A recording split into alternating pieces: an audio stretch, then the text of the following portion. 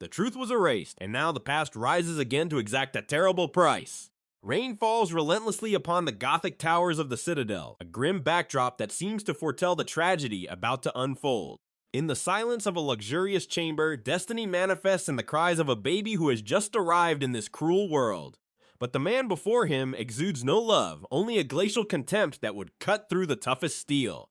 The child rests, oblivious to the fact that its very existence is already a source of hatred for the one who should protect it. With a gaze laden with venom, the patriarch utters the words that will brand this life. A disgusting thing has just been born. Meanwhile, the mother rests, exhausted, surrounded by maids who observe the scene with a silence bordering on absolute dread. The baby smiles in its sleep, unaware that its birth is seen as a curse upon the lineage of that noble house. The woman presses him against her chest, but her eyes do not shine with hope, only with a deep and devastating melancholy. She murmurs, lamenting that the child is not like Kajin, the prodigy everyone expected him to one day become. Little Daven has barely opened his eyes and already bears the weight of being a disappointment to those around him. Time passes and rejection becomes his daily bread as he grows under the shadow of a perfect cousin. His mother looks at her son with an empty gaze, reaching the point of wishing he could simply disappear or die. Yet the soul within that baby's body understands everything. He heard every cruel word since he was in her womb. He vividly recalls the promises of greatness and the overwhelming expectations his father poured onto his existence even before birth. The blonde-haired man saw in this son the only chance to surpass his elder brother and his heir. For him, that child had to be the best, the ultimate warrior who would place the Samyeon family at the apex of the world. However, reality shocks everyone, and the little one cries, feeling he has failed a mission he never even chose to accept. His childhood years bore no resemblance to a fairy tale, with Daven cast aside while the garden flourished. The maids doted on Kajin, calling him Little Angel and celebrating every tiny perfect step the young prodigy master took. Daven observes from afar, an unwanted spectator in his own home, witnessing the love denied to him being showered upon another. His mother tightens her lips, furious because Kajin has already begun to walk while her own son seems utterly slow.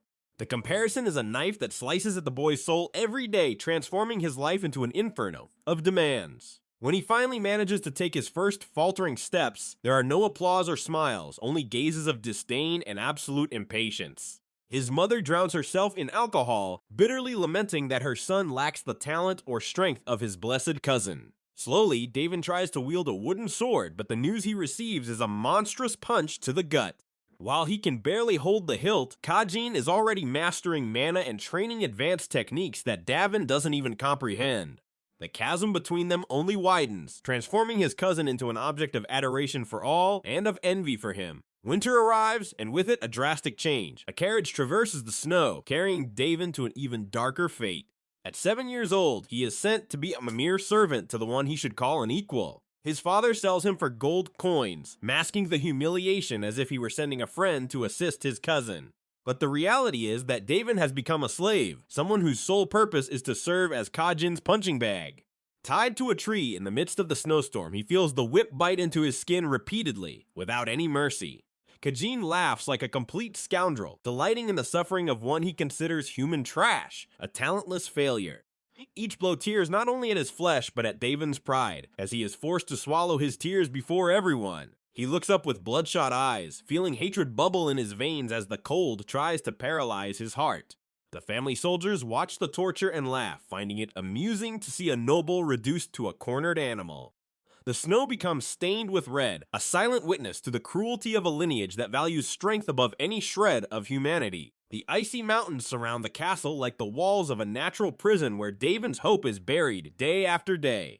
Within those stone walls, time seems to freeze, but Kajin's thirst for power grows monstrously and sickeningly. The prodigy is surrounded by luxury and pampering, becoming a master in the art of oppressing all who are beneath his level. Years later, the training continues, but the power difference is a chasm that seems impossible to cross through effort alone. Kajin toys with his opponent, moving with a speed that shocks everyone and humiliates anyone who dares to challenge him. His gaze is glacial, the kind that could freeze you solid with just a fraction of a second of contact. He finishes the combat with a single arrogant movement, making it clear that no one there is a match for his divine talent. To him, Daven is merely a loser who will never rise from the mud, no matter how much he tries to train or fight. But Daven persists, even broken and humiliated. He raises his wooden sword with a determination bordering on complete madness. Sweat mixes with dried blood as he repeats the movements exhaustively, seeking a perfection his body seems to deny. He advances against his cousin, but is met with a monstrous punch that sends him flying backward like a sack of potatoes. Kajin mocks his effort, saying he is merely slow and that talent cannot be overcome by hard work. Daven rises once more, refusing to accept the destiny of a failure that everyone tries to impose upon his suffering life. His hands are calloused, and his mind is on the verge of breaking, but the desire to win burns like an inextinguishable fire. He wants to be strong. He needs to be strong, to prove that his existence wasn't a monumental mistake of nature. With every defeat, every insult, he bottles up the pain and transforms it into fuel to keep swinging that damned sword. He looks at Kajin and sees everything he ever wanted to be, but also the monster that effortless talent created. Hatred blazes intensely in his crimson eyes, a sign that the sleeping dragon within him is about to awaken. He knows that positions won't remain the same forever. The world will tremble when he finally reaches his peak. Years pass and the great day arrives. The arena is packed for the duel that will decide the future of the lineage. At the center of the Colosseum, Daven stares down his childhood tormentor, the man who turned his life into an endless nightmare. Kajin's aura is menacing, almost suffocating, emanating the confidence of one who has never known the bitter taste of true defeat. The crowd roars for the favorite's name, while Daven is regarded with scorn, as if he were merely an obstacle to be removed. The combat explodes with visceral violence, the sound of steel clashing echoing like thunder, tearing through the arena sky. Kajin attacks with the fury of a storm, his blows too fast for human eyes to follow with absolute clarity. Blood splatters on the marble floor as Daven merely tries to survive the monstrous attacks aimed at ending his life. Dust rises and chaos ensues, but amidst the destruction, a purple aura begins to emanate from his wounded body. Daven smiles confidently, knowing he's about to subvert the expectations of all who doubted him. He blocks a deadly blow and counters with a force that shocks the audience and makes Kajin recoil for the first time.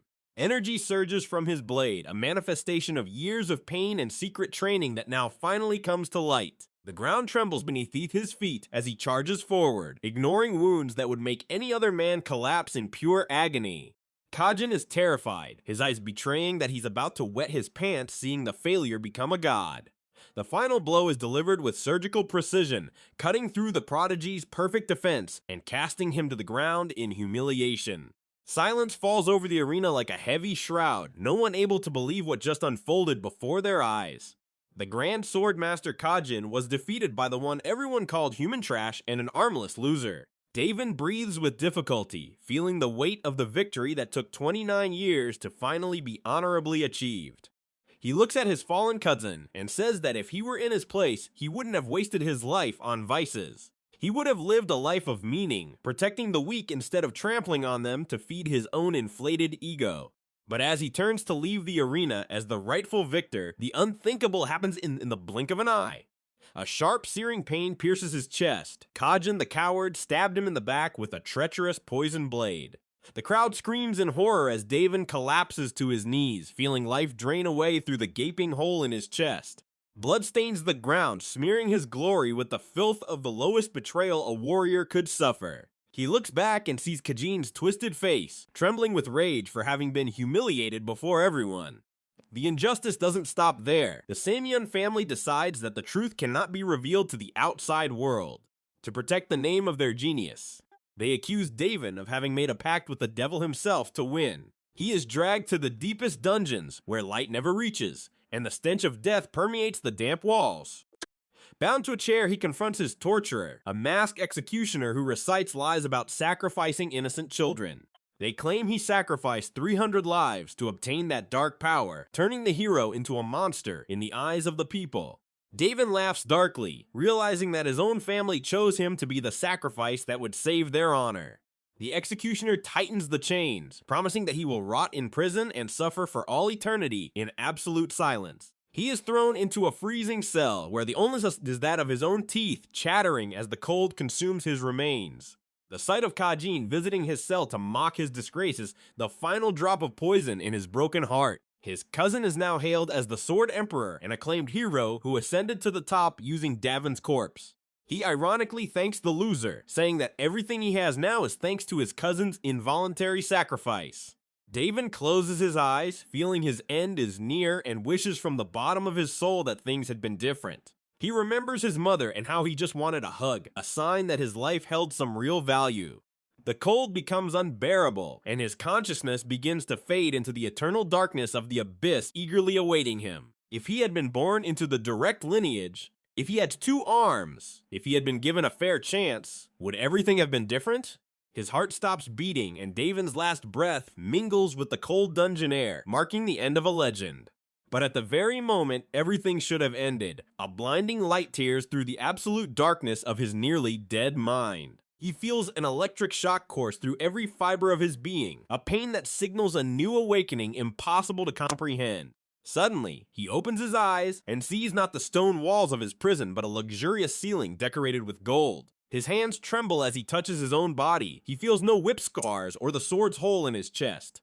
He looks to the side and sees a mirror. The reflection shows a young man with deep blue hair and bright red eyes. A hand grabs his shoulder fiercely, a brutal grip attempting to inflict pain using aggressive mana flow. The aggressor screams the name Vinchen, demanding attention while trying to humiliate the young man he believes to be a defenseless weakling. Davin, now inhabiting Vinchen's body, feels a strange burning sensation in his right arm, an arm he didn't have. The pain is real, but the instinct of a 29-year-old warrior takes complete control in a matter of milliseconds. He recognizes the man before him as Charles Adenka, an arrogant noble from one of the branch families who despises him. Charles continues barking orders, saying his son will crush Vinchen at the upcoming True Sword Assembly. But he doesn't notice that the young man's gaze has changed. There is no longer fear there, only the coldness of a veteran killer.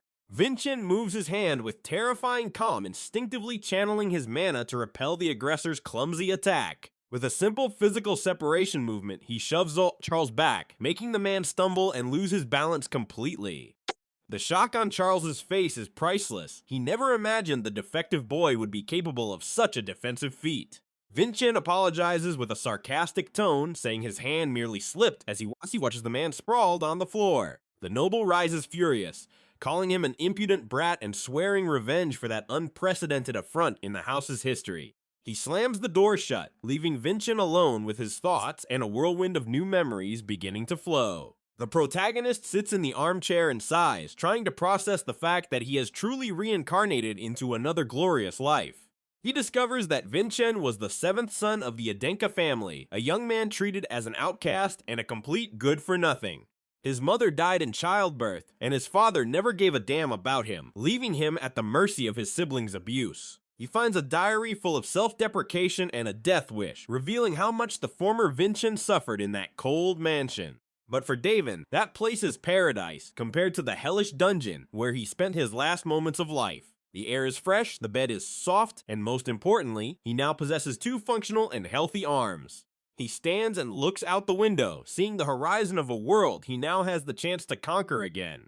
He will no longer be the loser of the Samian family. He is now the predator hidden within the prestigious Adenka family. With every step he takes through the room, he feels strength returning to his limbs, a potential the former Vinchen never knew how to use. The knowledge from 500 years ago and his forbidden techniques are etched into his soul like indelible war scars. He knows that the path ahead will be paved with the blood of those who dare cross his path or underestimate his strength. Family gatherings will be the perfect stage for his revelation, where he will shock everyone with his new, overwhelming aura. He won't just survive this time, he will dominate. He will destroy every obstacle the Adenka lineage puts before him. As he prepares, a shadow crosses his face. Kajin's ghost still haunts him, but now as a reminder of his revenge. He begins to train his new muscles, feeling the connection between his veteran mind and this young, energetic body. Every movement is calculated, every breath a war prayer dedicated to those who betrayed him in his previous life. He visualizes the image, the supreme technique that manifests his will as an all-consuming, purple, flaming energy.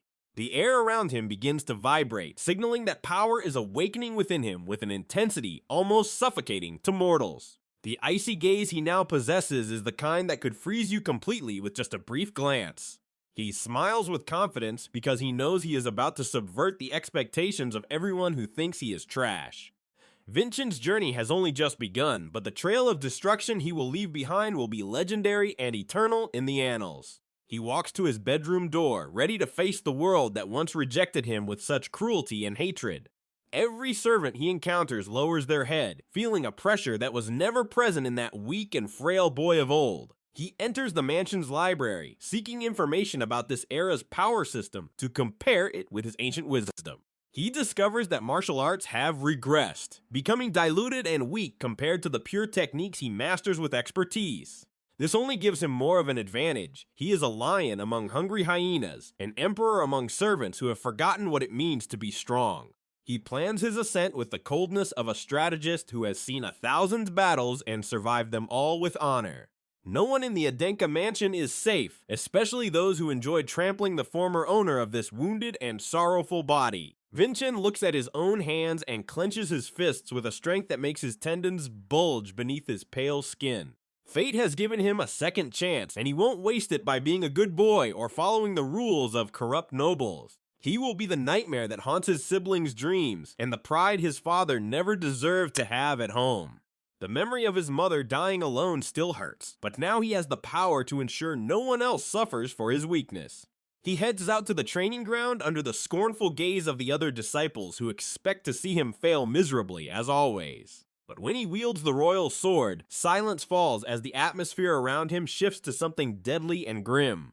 The first opponent advances with arrogance, laughing at Vinchen's stance, but his laughter dies before he even completes his initial attack. With a movement that seems like teleportation, Vinchen appears behind him, the sword's tip resting against the neck of the frightened and trembling aggressor. He whispers that the era of weakness is over, and now begins the era of absolute domination under the name of the Adenka family. The world doesn't know it yet, but the true master of the sword has returned from hell to collect every drop of blood they owe him. The clouds dissipate, and the sun shines upon the new Vinchen, the man who will transform the history of this empire with his own hands. He looks up at the sky and makes a silent promise. Kajin, wait for me, because the loser you killed is coming back for your head. Just then, a voice echoes in the void, sending shivers down his spine. It seems God has finally heard our prayers, boy. Vinchen turns and sees the brutal contrast. The image of Davin, the mutilated and suffering warrior he once was, hovering over the luxurious Adenka mansion. He wonders if destiny is merely a cruel joke, where those who wanted to live died in misery, and those who wished for death gave way to a master. The voice doesn't stop, however. It taunts him, mocking his disbelief in the impossible, challenging the logic of a man who has already seen hell up close. His red eyes gleam with suppressed fury, searching for the intruder who dares to break the silence of his deepest, darkest thoughts on this chilling night. "Who are you?" he snarls, every fiber of his being on high alert, ready to rip the throat of any demon attempting to deceive his mind now. The intruder merely smiles, an enigmatic glint in their eyes that suggests knowledge transcending centuries and the barriers between life and death itself. Vinchen realizes he's not dealing with a simple assassin, but with something that defies the very nature of reality he knew until now. The figure floats with supernatural lightness, surrounded by blue butterflies emitting an ethereal glow, transforming the library into a mystical nightmare scenario. Vinchen's gaze narrows, focusing on the red pupil that reacts to the energy emanating from this child who seems to carry the weight of the world. He questions if this is an illusion, a mental trick used by his enemies to bring him down before he could even begin his ultimate revenge. But the revelation that follows hits him like a punch. The boy before him claims to be the original owner of this body, the true Vinchen. Confusion flickers in his eyes as he tries to process the impossible. If he's the owner, why does he seem so different from everything? The young man before him introduces himself as Julian, a name carrying deceptive sweetness, concealing an authority that makes the very air in the room vibrate. He explains that by surrendering his body, he gave up his original name, becoming something far beyond a mere human or a noble. Vinchen questions how this is possible, as death should be the end, the final rest for those whose minds were broken by absolute despair. Julian floats towards the wall, the butterflies following him like loyal servants as he speaks of something called revelation, a term that sounds like thunder. The idea that gods interfere in human destiny isn't new, but having them before him, mocking his luck, is almost too much. The protagonist observes every detail, every movement of Julian, searching for a weakness, a sign that all of this is nothing more than a well-crafted lie. Are you a god? The question comes out dry from his lips, laden with a skepticism that only someone betrayed by everyone can possess. Julian confirms with a mischievous smile, admitting to being a lesser god, one who still seeks to achieve accomplishments to climb the celestial hierarchy of this chaotic world. He reveals that he intended to summon a spiritual god, but Davin, now Vinchen, ended up dragging himself into this body by sheer willpower. The bargain is laid out coldly. Julian needs achievements to become a true god, and Vinchen's journey is the ideal path. The lesser god looks towards the horizon, his eyes glowing with an ambition that rivals the bloodlust of the warrior he now hosts. Vinchen, however, shows no interest in the goals of an entity. He only wants to live his life and crush those who made him suffer in the past. He declares that he has no time to listen to the wishes of a ghost or a spoiled god, for his agenda is full of bloody revenge. Julian merely smiles, aware of his advantage, and issues a veiled threat about the spiritual energy that sustains the existence of that fragile and sickly body. If Julian's energy disappears, Vinchen dies again, an ultimatum that makes the warrior clench his teeth in pure rage against cruel fate. He feels he is being manipulated, pulled by invisible strings that drag him back into a slavery he swore never to accept again. The body he inhabits seems healthy on the outside, but inside, he knows the structure is a battlefield about to collapse at any moment. Julian floats around him, whispering about destiny and how their lives intertwined the moment the blood pact was sealed. The warrior feels the weight of that constant presence, a shadow that will follow him in every step, in every sword blow he delivers from now on. Your performance was impeccable, Julian comments, referring to the years the original Vinchen pretended to be a coward to escape the family's deadly surveillance. With this, Vinchen discovers that the boy he replaced was not just weak, but a born strategist who was preparing the ground for a revenge that never arrived. The revelation shocks him. The memories of the former owner begin to flood his mind like a torrent of icy water, revealing the pain of constant humiliation. He sees scenes of Vinchen being kicked, spat upon, and treated like trash by servants and siblings, all while harboring a silent, growing hatred. You bastard, Vinchen murmurs, feeling a pang of involuntary respect for the one who endured so much to protect his secret and forbidden knowledge from everyone. Julian laughs, enjoying his new host's reaction, as the memories show that the ancient Vinchen's target of study was the arts of the apostles. The conversation changes tone when Julian mentions names that make Vinchen's heart pound, the great demon Davin and the hero King Kajin. The impact of these words is like an explosion. The past Vinchen tried to bury emerges before his eyes with terrifying and painful clarity. Julian asks if he knows the history from 500 years ago, the era when the world was divided between the Savior and the Destroyer. Vinchen stands abruptly, throwing the chair back as fury begins to emanate from his pores like black, suffocating smoke. He hears the version of history the victors wrote, a one-armed swordsman who escaped Samian's prison and massacred thousands. The description of himself as a demon makes his eyes bleed with rage, remembering how he was wronged, tortured, and finally betrayed by Kajin. Kajin, the hero king, he repeats with a disdain that could melt steel, as Julian continues narrating the romantic lie the world accepted as truth. The story says that Kajin loved Davin and defeated him with tears in his eyes to save humanity from his demonic and bloodthirsty madness.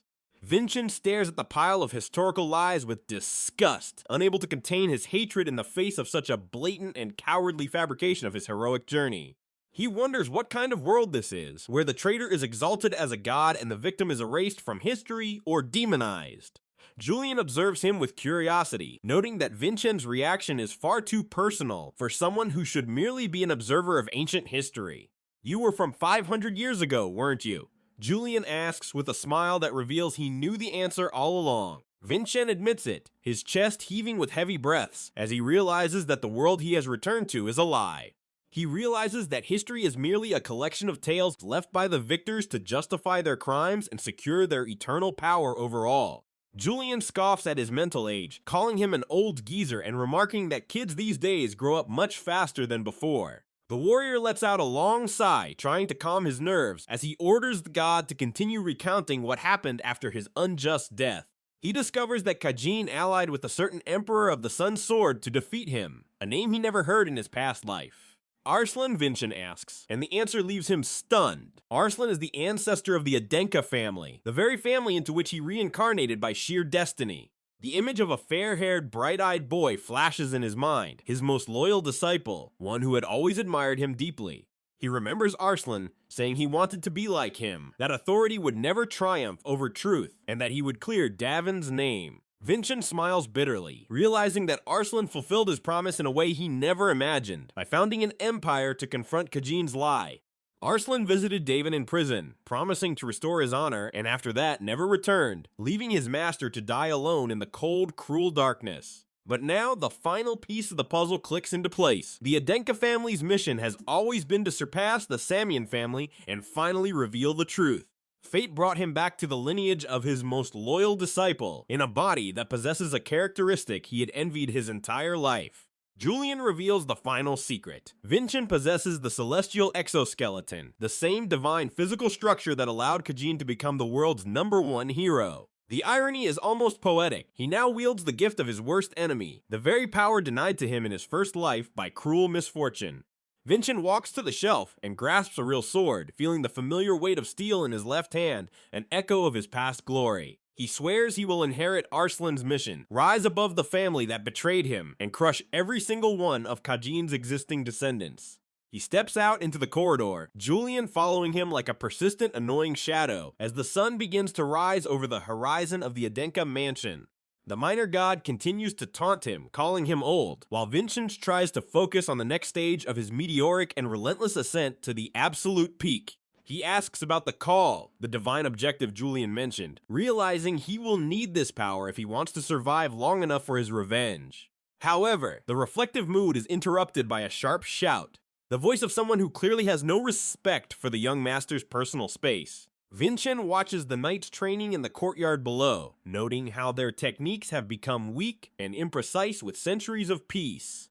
He feels that the world has regressed in terms of martial arts, and that his 500-year-old wisdom is a nuclear weapon in this new world. However, he feels a sudden weight in his limbs, an exhaustion that doesn't match the sharp mind of a veteran who has fought wars. Julian explains that the body is in a terrible state. Vinchen Adenka has spent 13 years starving for mana without the proper training for it.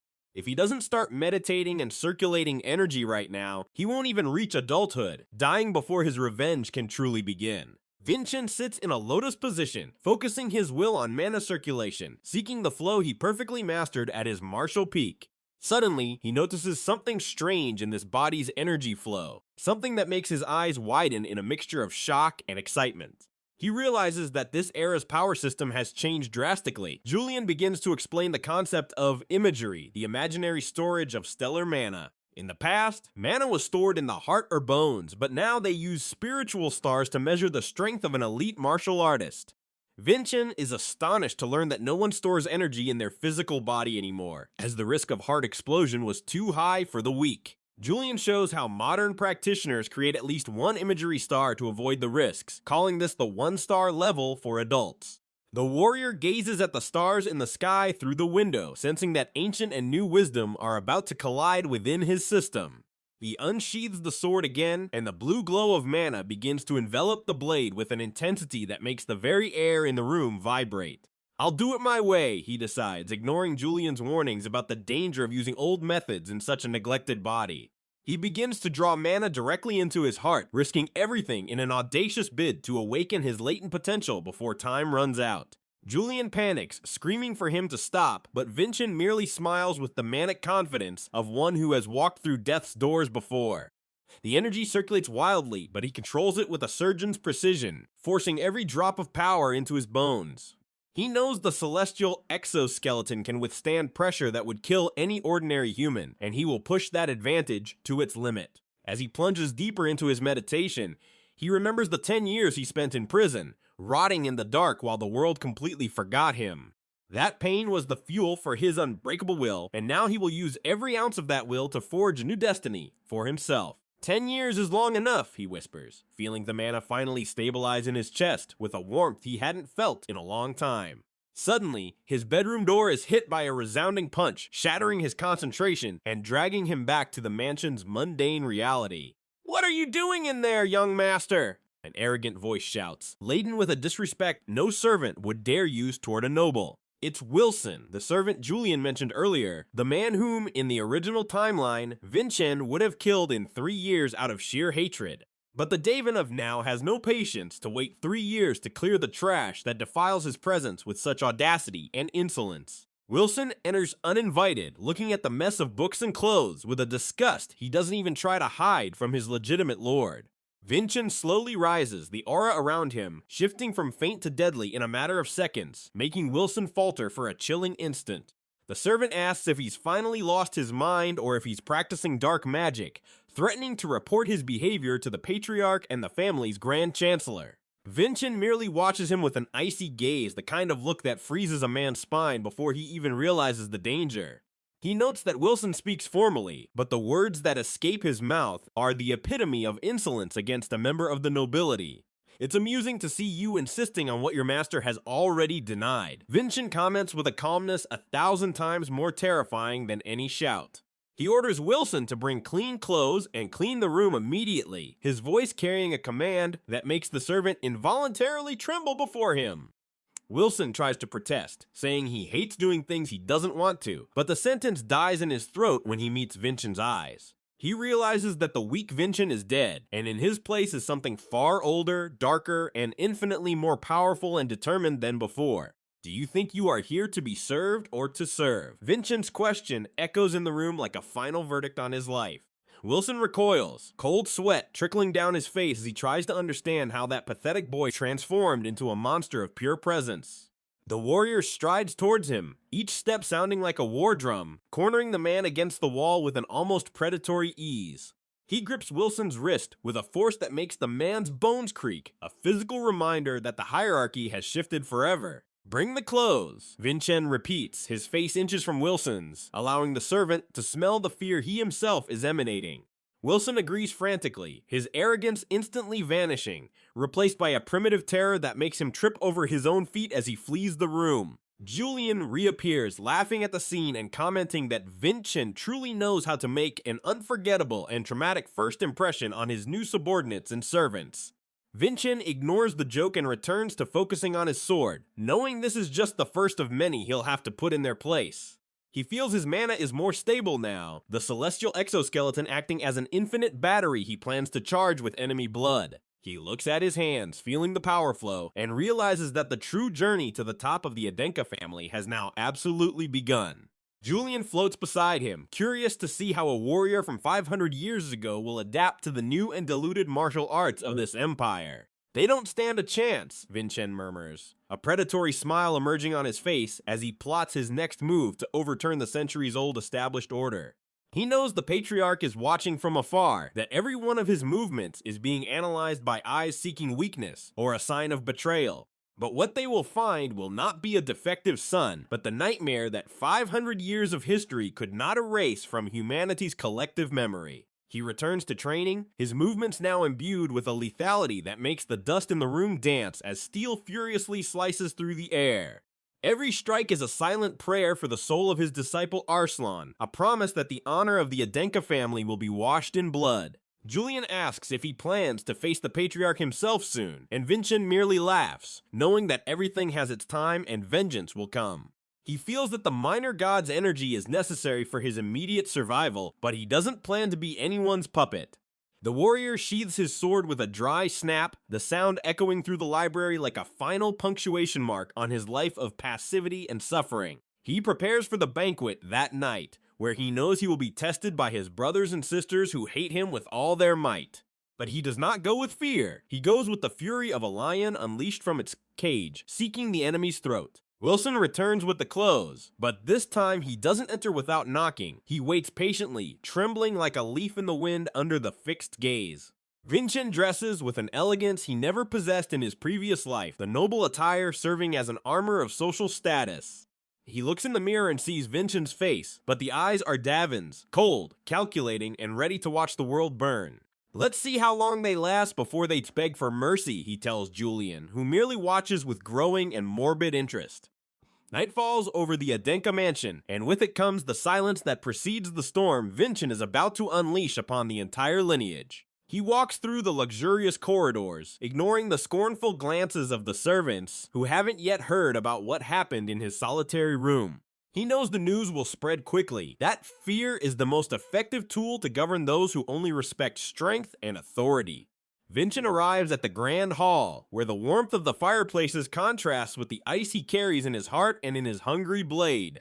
The patriarch observes him from the throne, a man whose presence crushes the air in the room, but whom Vinchen stares back at without averting his gaze for a second.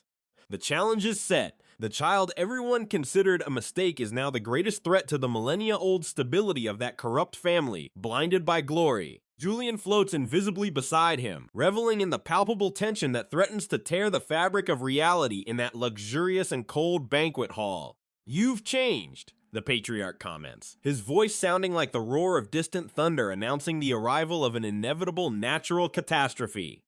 Vinchen merely takes a step forward, his posture exuding a confidence that makes the surrounding guards instinctively touch the hilts of their swords. He knows the test is about to begin, that one of his brothers will be sent to humiliate him before everyone, as they always did in years past. But this time, the outcome will be different. This time, the banquet hall floor will be stained with the blood of those who dare to touch him today.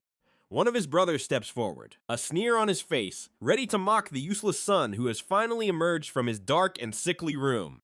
Vinchen doesn't react immediately. He waits for the perfect moment, the instant his opponent's guard drops, to deliver the final, merciful blow. He feels mana pulsing in his heart, the energy of 500 years of history concentrated in a single decisive movement of pure and absolute mastery.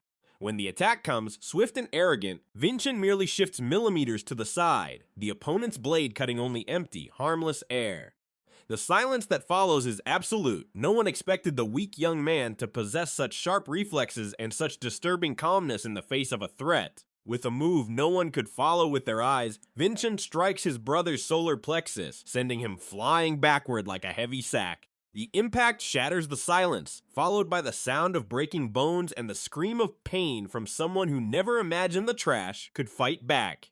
Vinchen looks at the patriarch again, his face showing no emotion, only a cold determination that now makes the old noble lean forward. "Next?" he asks rhetorically, his voice cutting through the hall like a sharp razor that accepts no answer but total submission. Julian applauds invisibly, feeling that his choice of host was the best thing that had happened to him in centuries of boredom and divine quest. The tension is now unbearable. The other brothers look at Vinchen with a mixture of hatred and a newfound fear that corrodes their childish confidence. Vinchen knows this is just the beginning of the cleansing he will perform in that house, before turning his eyes to the treacherous Samian family. He feels the weight of the sword at his waist, the steel clamoring for justice and revenge against those who dared to erase his legendary name. The feast of blood is just beginning, and the whole world will soon know that the true sword master has returned to collect his final debt. The young master does not back down an inch, stating with terrifying calm that Wilson is merely a servant and must fulfill his role. Faced with insolent resistance, Vinchen simply turns his back, acting as if the man's existence was less than the dust on the floor. He announces he will fetch his own clothes, and Wilson panics, realizing he has embarrassingly lost control of the situation. Vinchen delivers the checkmate. He will tell the Grand Chancellor that his servant Wilson refuses to work, sealing the man's fate. The fear of severe punishment breaks Wilson completely, making him snarl in frustration as he is forced to yield to the boy. He stomps off, cursing Vinchen's name in silence, unaware he is dealing with the reincarnation of a bloody legend. Julian floats beside his host, commenting on how the family purposely placed Wilson there to test the young master's resilience. Vinchen smiles disdainfully, for he knows that every piece on this chessboard of betrayal will be toppled with time and necessary patience. Julian's spirit warns that Wilson was a dangerous gang member and had killed many people in the past, trying to alert Vinchen. The hero merely lets out a dry, lifeless laugh, staring into the void as memories of actual battlefield surface. He explains that true assassins possess a specific energy, a trail of blood that Wilson cannot even begin to emulate. To Vinchen, the servant is merely a cowardly liar who uses empty words to hide his own mediocrity and lack of courage. Julian is shocked by his pupil's keen perception, wondering what kind of dark life he must have led to know so much. With a red glint in his eyes, Vinchen replies that he lived exactly that kind of life, steeped in the blood of his enemies for centuries. The aura emanating from him at that instant is so sinister that Julian's own spirit wonders if he has invoked something worse. Suddenly, the door bursts open and Wilson returns with clean clothes, desperately trying to reclaim some of his lost dignity. He tosses the robes and mockingly asks if the clean room pleases the young master, expecting a submissive reaction from him. Vinchen merely thanks him coldly, maintaining his posture of absolute superiority that now makes Wilson's nerves twitch with contained rage. The servant pleads for the room not to become a battlefield again, but his smile is laced with poisonous contempt. He thinks to himself that Vinchen remains useless no matter how much he tries to act with this wounded and pathetic pride. At this, Vinchen makes a request that freezes Wilson in place. He wants a wooden sword exactly 1 meter long. He details the specific weight and material, black aromatic wood, demonstrating a technical knowledge that no beginner should possess today. Wilson tries to refuse, his face contorting into a grimace of hatred as he defies his lord's direct order once more. Vinchen doesn't even flinch, walking calmly as he casts doubt on how the storage guardian will react to his personal visit. He mentions that the guards are loyal to the direct descendants, and Wilson realizes his negligence will be exposed if he doesn't obey now. The servant tries to stop Vinchen from leaving, but as he touches the boy's shoulder, a primal survival instinct is brutally activated. In a move human eyes can barely follow, Vinchen grabs Wilson's arm and slams him against the cold floor. The impact is dry and painful, leaving the servant breathless as he looks up to find a pair of demonic and merciless eyes. Vinchen sarcastically apologizes, claiming to have bad memories of being attacked from behind, while maintaining crushing pressure on his arm. Wilson groans in pain, feeling his bones might break at any moment under the unexpected force of the one he called trash. The master orders him never to forget this, releasing him and leaving the man sprawled like a sack of potatoes on the luxurious carpet. Internally, Vinchen feels his body scream in pain. The technique was perfect, but his weakened physique struggles to withstand such an explosion of mana. Wilson stands up furious, ready to explode, but something in Vinchen's calm makes him hesitate, an instinctive fear that chokes his throat. He asks if the servant has anything to say, and the murderous intent in the air is so dense that Wilson almost loses his balance. The servant stammers, completely changing his tone and confirming the details of the wooden sword as if he were a trained puppy now. Vinchen smiles victoriously, relishing in the breaking of the will of one who dared to disrespect him under his own noble roof. Wilson tries to exit with some poise, but ends up slamming the door with excessive force in a final act of childish, impotent rebellion. He soon returns to apologize, claiming it was the wind, revealing how terrified he had become after that brief physical confrontation. Vinchen observes his departure with the gaze of someone looking at an insect, while Julian comments that the boy is a real brat. Wilson walks down the corridors, fuming with rage, swearing he won't lose again, and that he'll show Vinchen who he truly is today.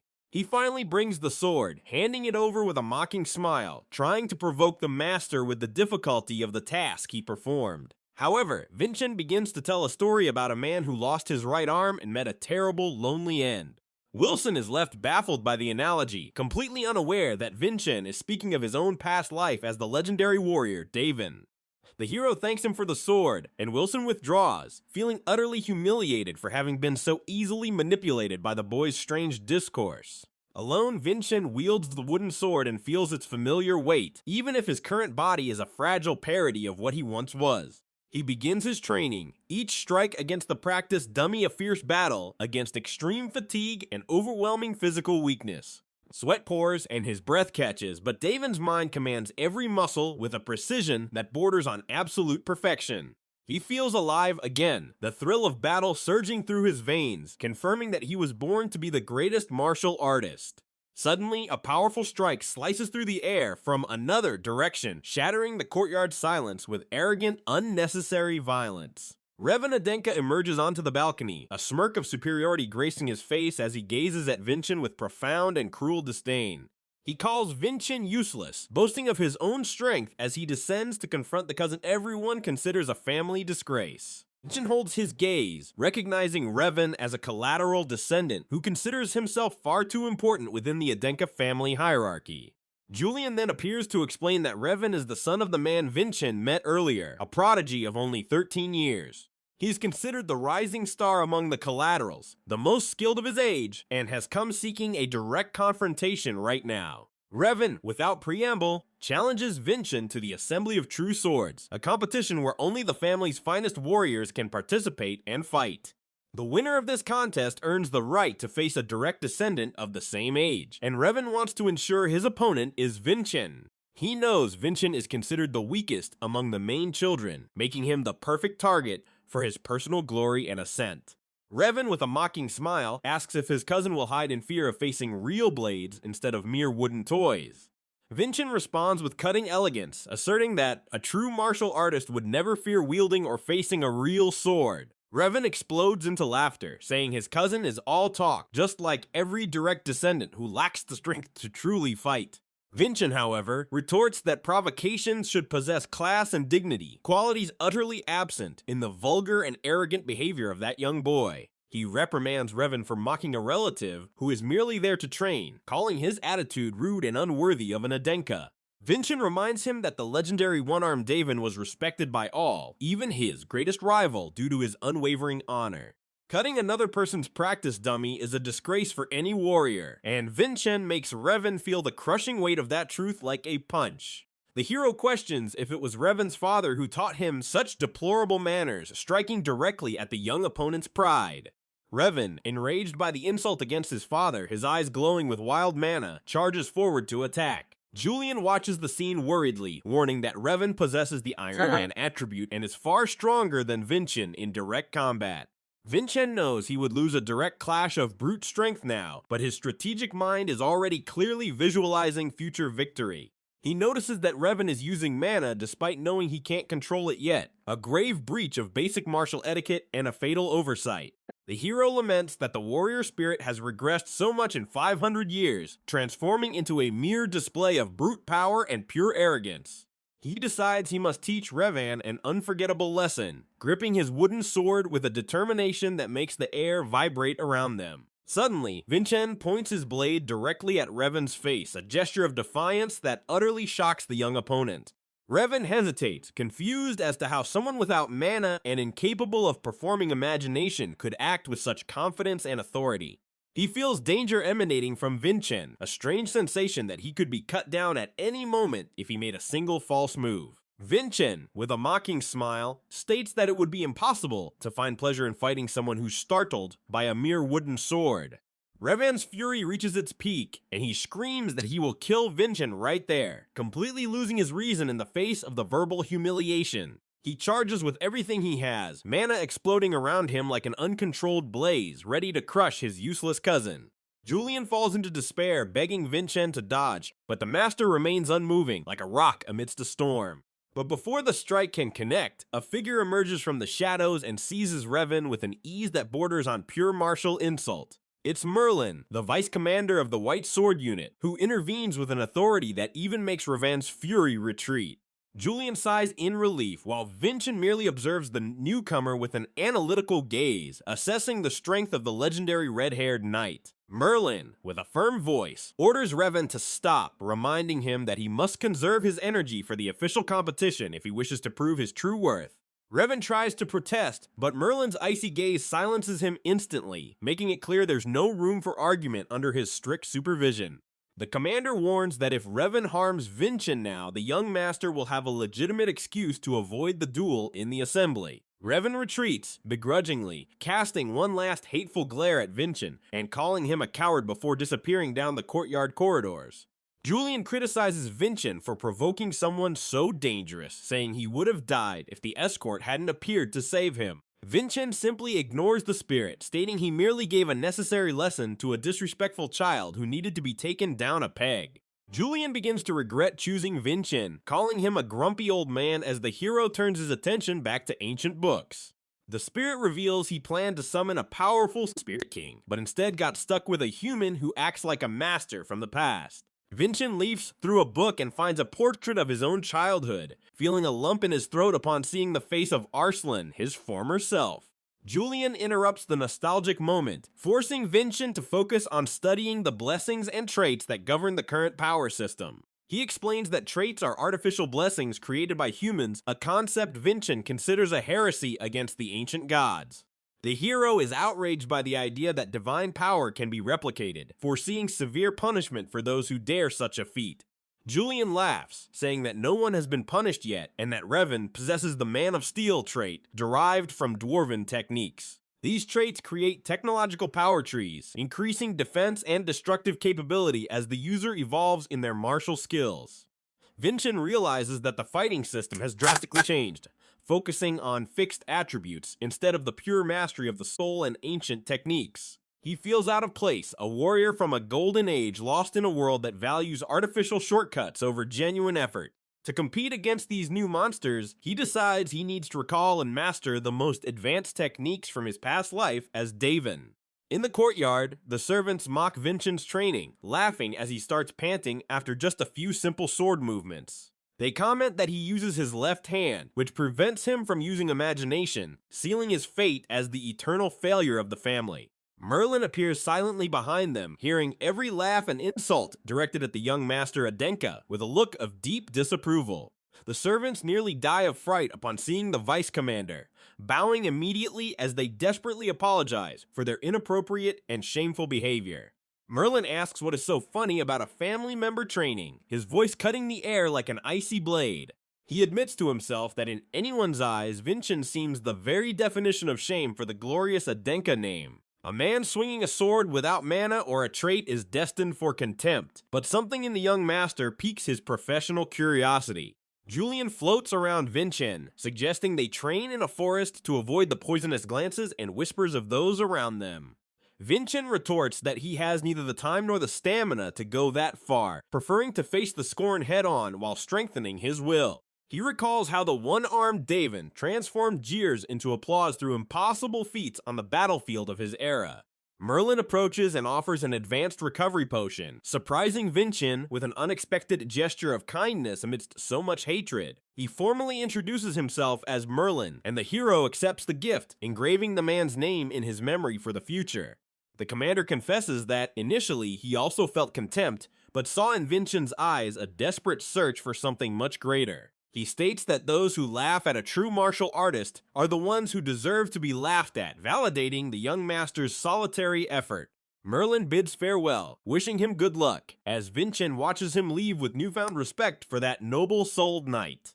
The hero returns to the training dummy, feeling the potion's effect renew his muscle fibers and clear his mind for the next step. He begins to visualize the points and line system, a legendary technique that allows one to manifest abilities through the perfect geometry of movement. Vinchen positions his right leg with surgical precision, feeling the connection between the ground and his own bone structure strengthen now. He rotates his hip, adding centrifugal force to the blow, feeling the faint mana in his heart finally begin to pulse in unison. Vinchen's vision changes. He begins to see the ideal trajectories, the path the blade must follow to achieve absolute and unparalleled power. It is Daven's technique, the mastery that transformed a physically disabled man into the greatest warrior the world had known in centuries. The cut comes fast and silent, a line of blue light that slices through the air with an authority that makes time itself hesitate. The blow connects with the training dummy, and Vinchen lets out a sigh of satisfaction, realizing his technique finally worked perfectly. He declares his swordsmanship complete, his face illuminated by a smile of pure martial confidence that defies all his past suffering. Days later, Wilson walks through the corridors with a food tray, complaining about how Vinchen's training has increased his workload. He plans to humiliate the young master again, feeling secure in his petty daily revenge against the one who subjugated him before. Wilson enters the room and serves breakfast, but Vinchen's silence leaves him strangely uncomfortable and apprehensive today. The hero looks at the plate and realizes that half the food has been stolen, but he doesn't get annoyed, maintaining his sovereign master's calm. He points out that if Wilson wanted to steal, he shouldn't have left crumbs at the corner of his mouth, publicly exposing the servant's pettiness. Wilson panics, covering his mouth as he tries to deny the obvious, feeling like a criminal caught red-handed by an unforgiving judge. Vinchen says he can ignore it for now as something cute, but sternly warns the man never to cross the line again. The servant tries to use his gang pass to intimidate Vinchen, but the master merely lets out a weary sigh at such childish nonsense. He explains that controlling through fear is easy, but it doesn't win anyone's heart, something essential for building true and lasting loyalty. Using telepathy through his newly awakened mana, Vinchen speaks directly into Wilson's mind, leaving the man in a state of absolute and paralyzing shock. The servant wonders, since when that useless boy could control mana, feeling a spiritual pressure he never imagined possible today. Vinchen states that the important thing is that he is using mana, and orders Wilson to stop being proud and stand by his side. He promises that soon Wilson will not be ashamed to belong to Vinchen Adenka, planting the seed of a new and eternal devotion in his heart. The hero offers a choice: to be ruled by constant fear, or to show sincere loyalty that will be rewarded with glory and real power. Wilson stammers, trying to process the drastic change in the boy he thought he knew, feeling his world turn upside down in that instant. He rushes out of the room, his heart pounding like a drum as he recognizes to himself that Vinchen is incredibly intimidating and cool. Meanwhile, Merlin returns to the training courtyard, wanting to check if the young master is still striving on his solitary martial journey. He notices that Vinchen has already finished his morning training, leaving behind only the training dummies that witnessed his silent and brutal effort. Merlin approaches one of the targets, and something strange catches his attention. The dummy appears to be split in an unusual and bizarre way. He wonders if it's truly a dummy cut with a real blade, since Vinchen only used harmless wooden swords. The commander touches the surface of the cut, and his eyes widen in a shock he has rarely felt in his entire military career. The cut is so precise and smooth that it seems to have been made by a master with decades of experience and a legendary forbidden technique. Merlin wonders if such growth would be possible in just a few days, or if Vinchen has been hiding a monstrous power from everyone. The residual aura on the dummy belongs to someone who understands the essence of the sword in a way Merlin can barely begin to process now. He murmurs Vinchen's name, a shiver running down his spine as he realizes that the Adenka family has just awakened a sleeping lion. Julian watches Merlin from afar, chuckling at the knight's astonished expression, while Vinchen calmly savors his meal within his luxurious chambers.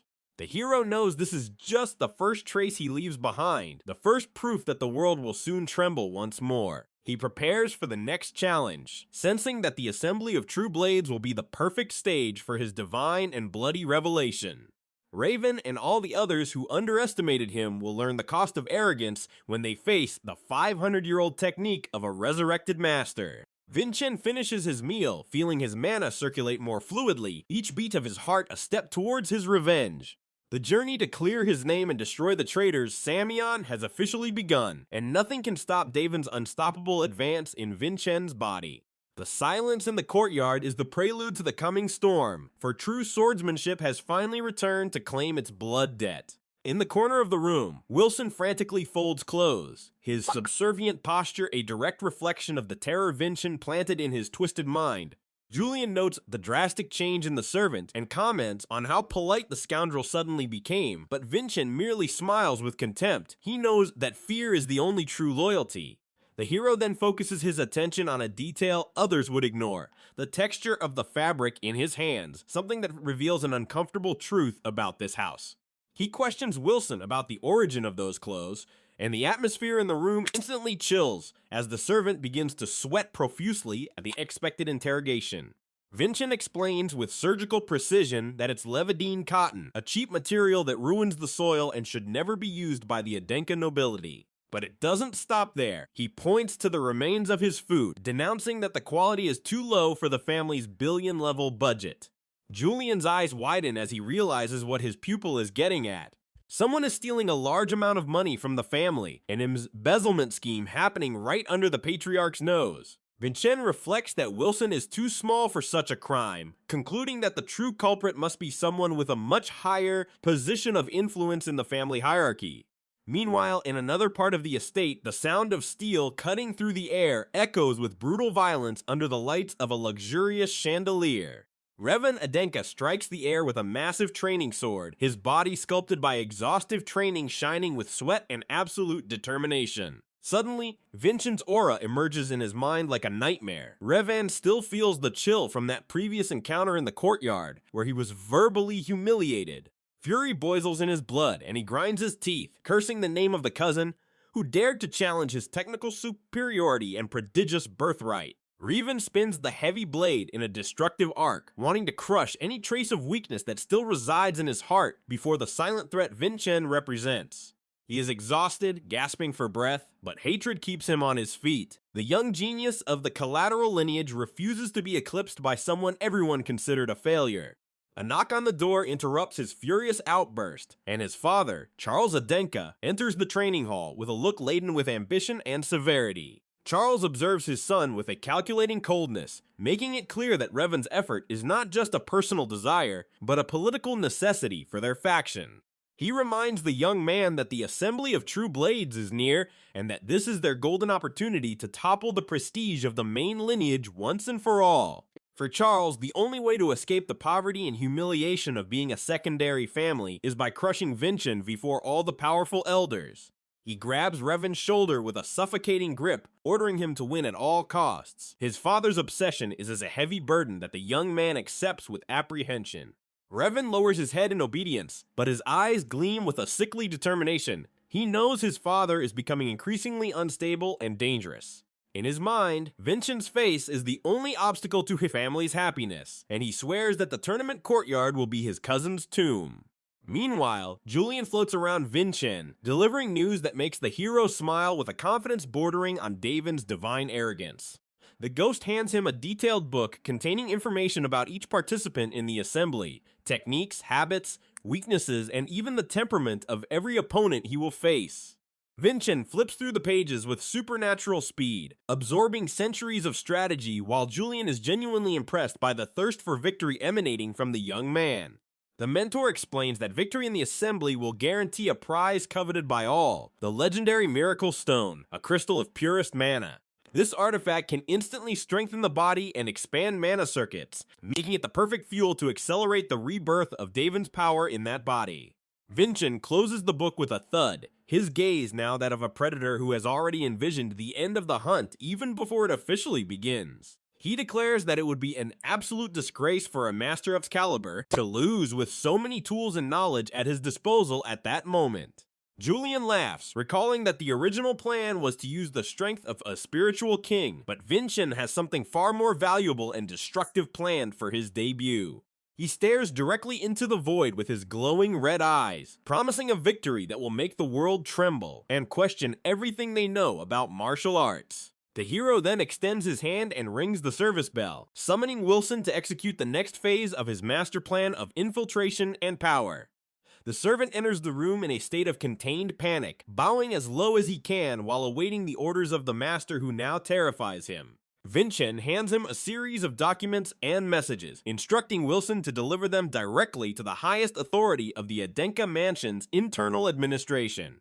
Elsewhere in the mansion, a firm and precise feminine hand glides a quill over high-quality paper, signing orders with unquestionable authority.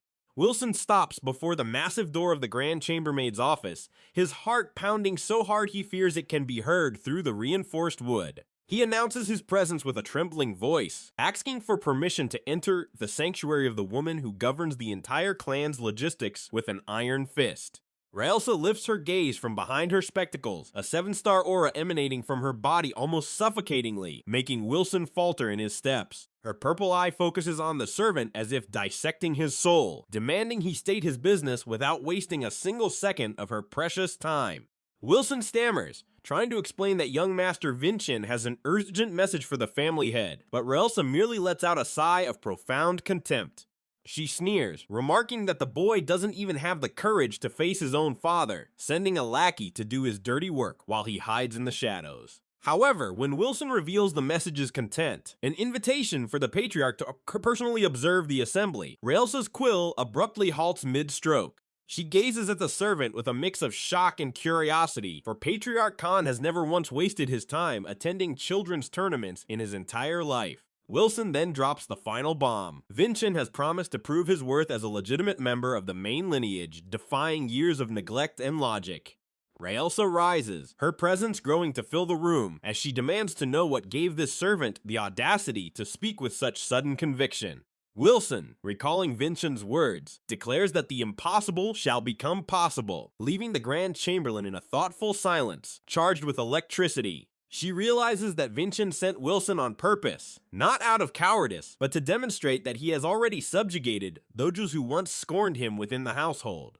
A subtle, dangerous smile forms on Raelsa's lips as she realizes the trash has finally understood the rules of the game of power and authority. She decides to forward the proposal, curious to see if this new fire in Vinchen's eyes is a real flame or merely a last flicker before extinction.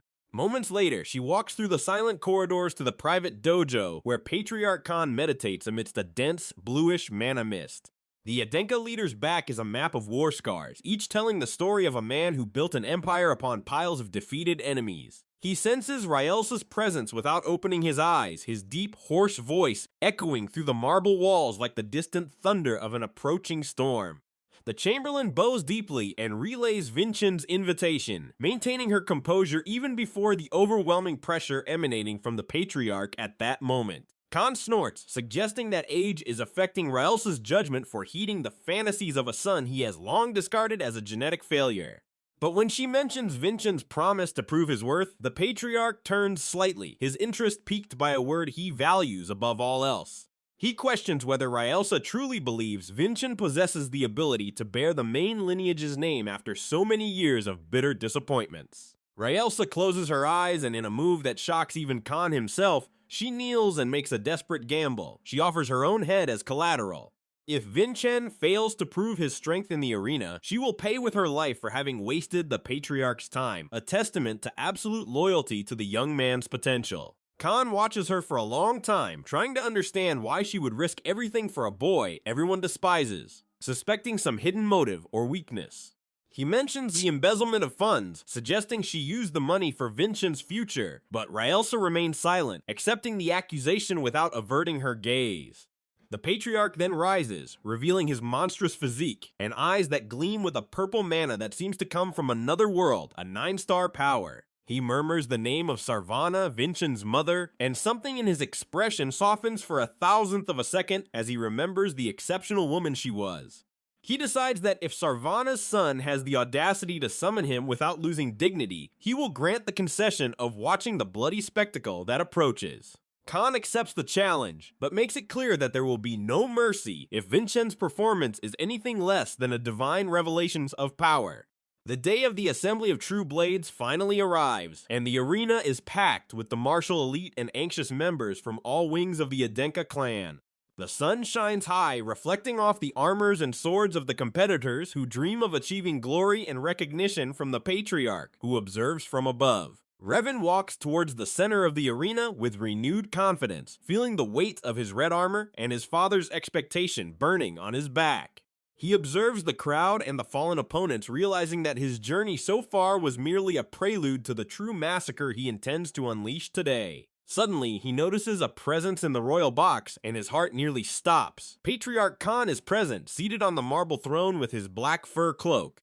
Revan feels a surge of adrenaline, mistakenly believing that the family leader is there to witness his ascension as the new shining star of the collateral lineages. He bows respectfully, but inside he's laughing. He swears he will defeat Vinchen so overwhelmingly that the Patriarch will have no choice but to adopt him. Khan remains still, his gaze piercing through Revan as if he were made of glass, focused only on the entrance tunnel from which his legitimate son is expected to emerge. The Adenka clan's banner flutters in the wind, signaling the start of the final duels as the tension in the Colosseum reaches almost unbearable levels for the spectators. Revan draws his heavy sword and lunges at his current opponent, a warrior in blue armor who tries in vain to block the monstrous impact of his attack. With a single downward strike, Revan shatters the enemy's defense and sends him flying across the courtyard like a rag doll, spitting blood and dust. He moves with a speed that defies his size, using his Man of Steel attribute to shrug off the desperate counterattacks of those who try to wound him. Every move Revan makes is a display of raw strength and crude mana, a technique that shocks the audience and makes the elders murmur about his precocious talent. He finishes the fight with a devastating kick to his opponent's ribs, leaving him unconscious as the crowd erupts in shouts of approval and admiration. Charles watches from the side box, cheering with joy as he sees his son dominate the arena. He believes victory over the main lineage is now a mere formality. The announcer proclaims Revan's victory, declaring him the winner of all preliminaries and the grand finalist who will challenge the main lineage's representative. At this, Revan raises his eyes to where Vinchen must be watching, and his face twists into a mask of absolute scorn and superiority. He loudly declares that, following the laws of the elders, the final bout will be against his dear friend and cousin, Vinchen Adenka, to conclude the assembly. Silence falls over the stadium as Vinchen finally appears at the top of the stairs, clad only in a simple training suit, without armor or protections. He descends the steps with an irritating calm, his arms crossed, and a look of profound boredom that makes the begin to murmur insults about his arrogance. In his mind, Vinchen analyzes Revon's movements and compares him to puppets dancing over an answer sheet. He sees no real experience, only brute force.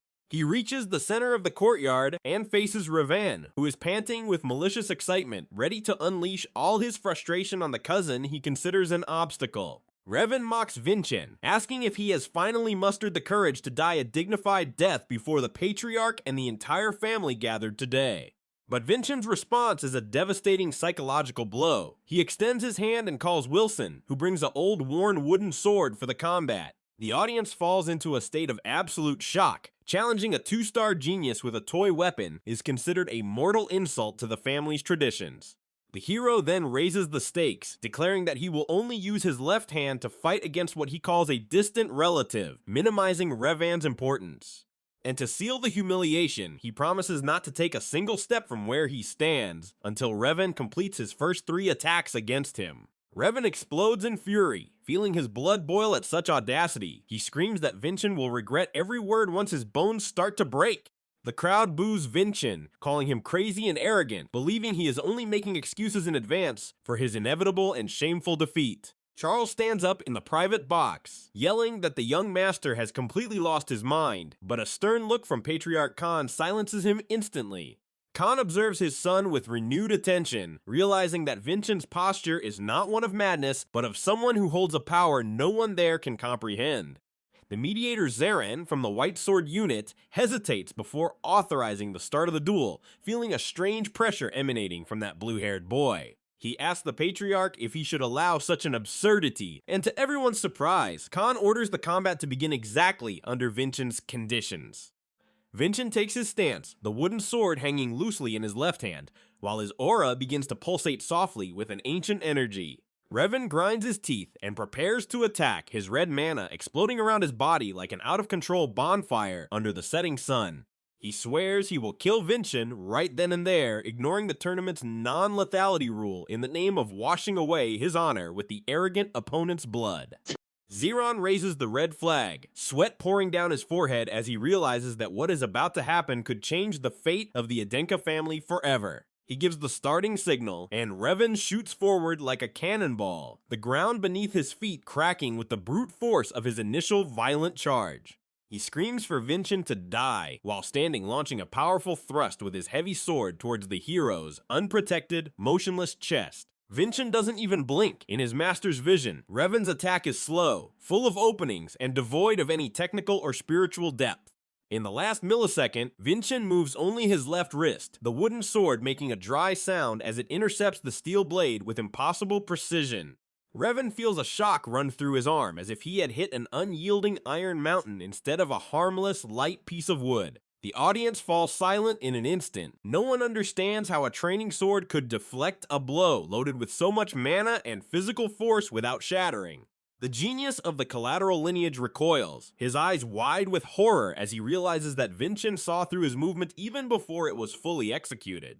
Vinchen smiles disdainfully and coldly. That was the first attack, reminding Revan that he still has 2 chances before the real hell begins. Humiliated and confused, Revan prepares his second attack, this time using a series of complex feints that he believes are too fast for any human eye to follow. He leaps into the air, his silhouette blocking the sun as he descends with all his mass and mana concentrated at the tip of his gleaming, deadly sword. Vinchen analyzes the movement and realizes that Raven is attempting a short piercing attack, something his heavy weapon was not made to perform with martial efficiency. He simply tilts his body to the side with the grace of a shadow, letting Revan's blade pass inches from his skin without a single hair being touched. The impact of Revan's sword on the ground creates a crater of dust and stones, but Vinchen remains at the exact same spot, untouched and with an expression of pure boredom. Revan roars in frustration, his mind beginning to break at the realization that there is an abyss of skill between him and the cousin he so despised. He realizes that for Vinchen to predict his movements in this way, he would have to be several levels stronger than him, which should be physically impossible for that body. Vinchen comments that Revan isn't following the basics and relies too much on his defense attribute, making his attacks predictable and careless like a child's. He then declares that the 2 allowed attacks are over and that Revan must now prepare to feel what true martial arts from 500 years ago really are. The hero begins to channel mana through the wooden sword, which starts to glow with a purple, icy aura, sending chills of terror throughout the packed arena. Revan instinctively recoils, his body trembling, as he feels a killing intent so dense that the air around him seems to have turned into liquid lead. He tries to convince himself that Vinchen obtained some cheap trick or a minor god to help him, refusing to accept the pure mastery of the opponent before him. Vinchen takes a step forward, the sound of his boot on the marble echoing like a death sentence as Julian warns him that the next blow might be too dangerous. The hero responds that he knows what he's doing and that it's time to end this farce and show the Adenka family who the true master of the sword is here. Revan attempts one last desperate attack, a 360-degree circular strike aimed at cutting Vinchen in half, regardless of the consequences or the honor of the martial duel. But Vinchen doesn't dodge this time. He advances directly into Revan's range, using the force of the enemy's own attack against him. With a fluid points and lines movement, he strikes a vital point in Revan's arm joint, disarming the genius with an ease that borders on supreme insult. Revan's sword flies high into the air, spinning under the sun as the collateral youth falls to his knees, clutching his arm paralyzed by Vinchen's precise technique. The silence in the arena is so absolute that one can hear Revan's gasping breath and the sound of the wind blowing over the ruins of his shattered and destroyed pride. Charles Adenka is paralyzed in the private box, his mouth agape in a silent scream of horror as he sees his only chance of ascension crushed by an old piece of wood. Patriarch Khan leans forward, his eyes gleaming with a predatory intensity as he recognizes the divine technique his son has just demonstrated to everyone. Vinchen stands before Revan and observes him with a chilling gaze, the kind of look that could freeze a man's heart and drive him to instant madness. He murmurs that standing without a blade is not the way of a true martial artist, and that there are many ways to suppress an opponent without using real weapons. Revan looks up, his pupils dilated with terror as he sees Vinchen's silhouette loom, emanating an aura that makes even the gods seem small. He tries to say something, but his voice fails. He realizes that there was never a fight, only a brutal and humiliating lesson from someone on a higher plane of existence.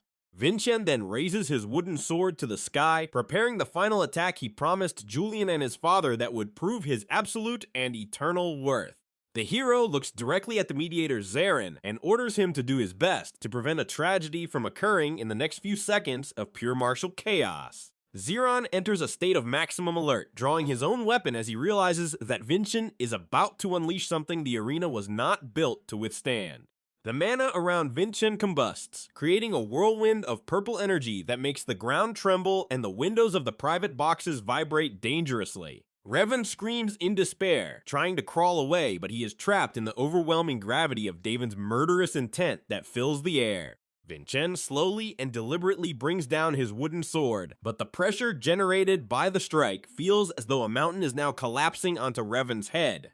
The impact isn't physical, it's spiritual and technical. The air explodes in a shockwave that throws nearby guards backward and blankets the arena dense mist. When the dust settles, Revan lies curled in a fetal position, his mind utterly shattered, and his mana circuits temporarily sealed by the hero's divine precision.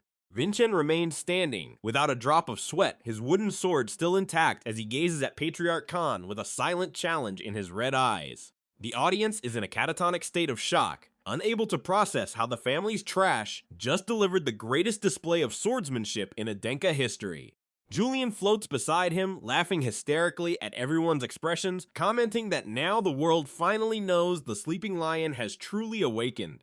Vinchen brushes dust from his shoulder and walks out of the courtyard's center, ignoring Charles's shouts of hatred and the fearful whispers of the other competitors. He knows this is just the beginning of his revenge against those who betrayed him, and that the Miracle Stone now belongs to him by absolute right of conquest. Patriarch Khan slowly rises and begins to clap, a solitary heavy sound that echoes throughout the arena, forcing everyone else to follow his lead. Relsa breathes a sigh of relief in the VIP box, Her head still on her shoulders and she feels a thrill of excitement, realizing she bet on the right horse this time. Vinchen stops at the tunnel entrance and looks back one last time, seeing Revan being carried out like a useless sack of potatoes, devoid of any remaining spiritual life.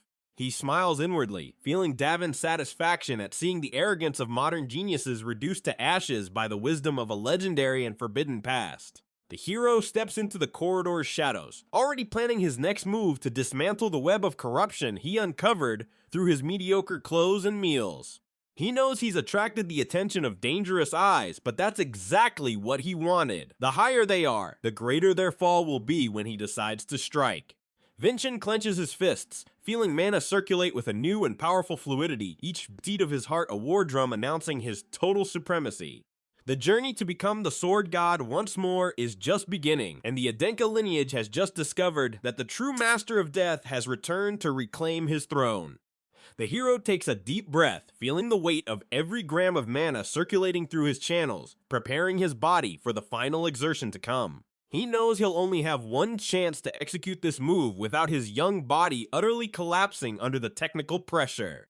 Revan is vulnerable, floating in the air after the impact, his eyes wide with pure terror as he tries to understand how he was so easily overcome. The blonde lets out a stifled cry, a sound of pure panic from someone who always believed himself invincible and now faces his own insignificance before the master.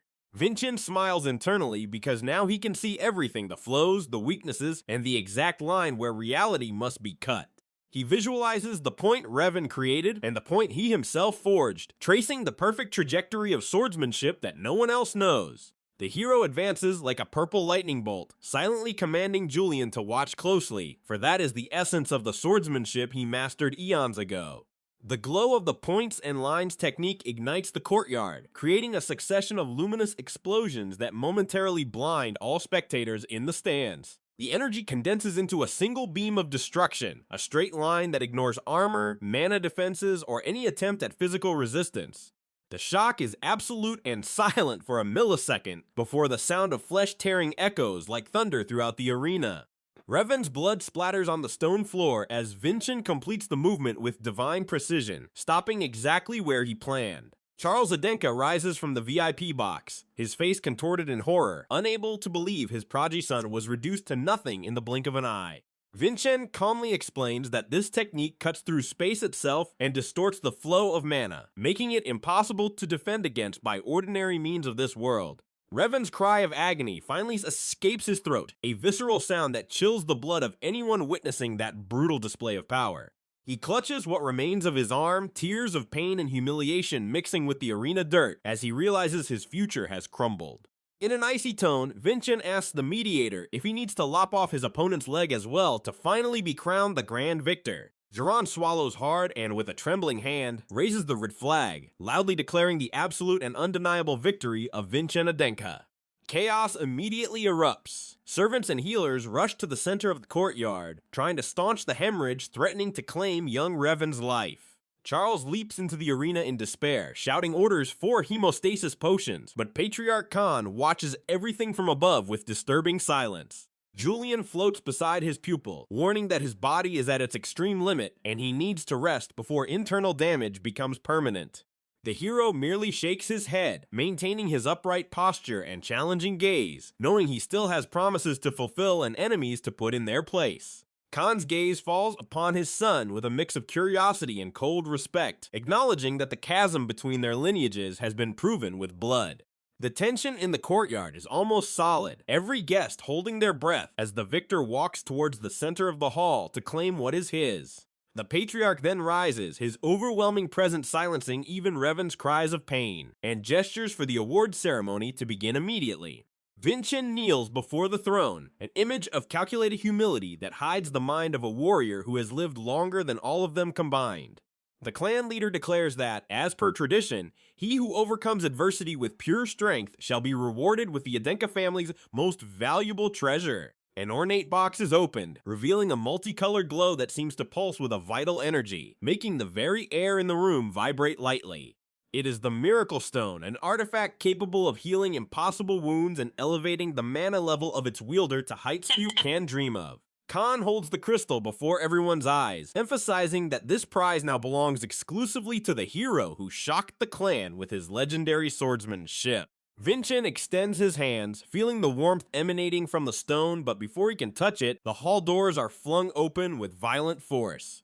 Charles Adenka storms in, roaring that it's absurd, that it's all just a cheap trick, and that Vinchen's victory must be immediately annulled. He's beside himself, neck veins bulging, accusing the boy of having borrowed an apostle's power to cheat in the duel.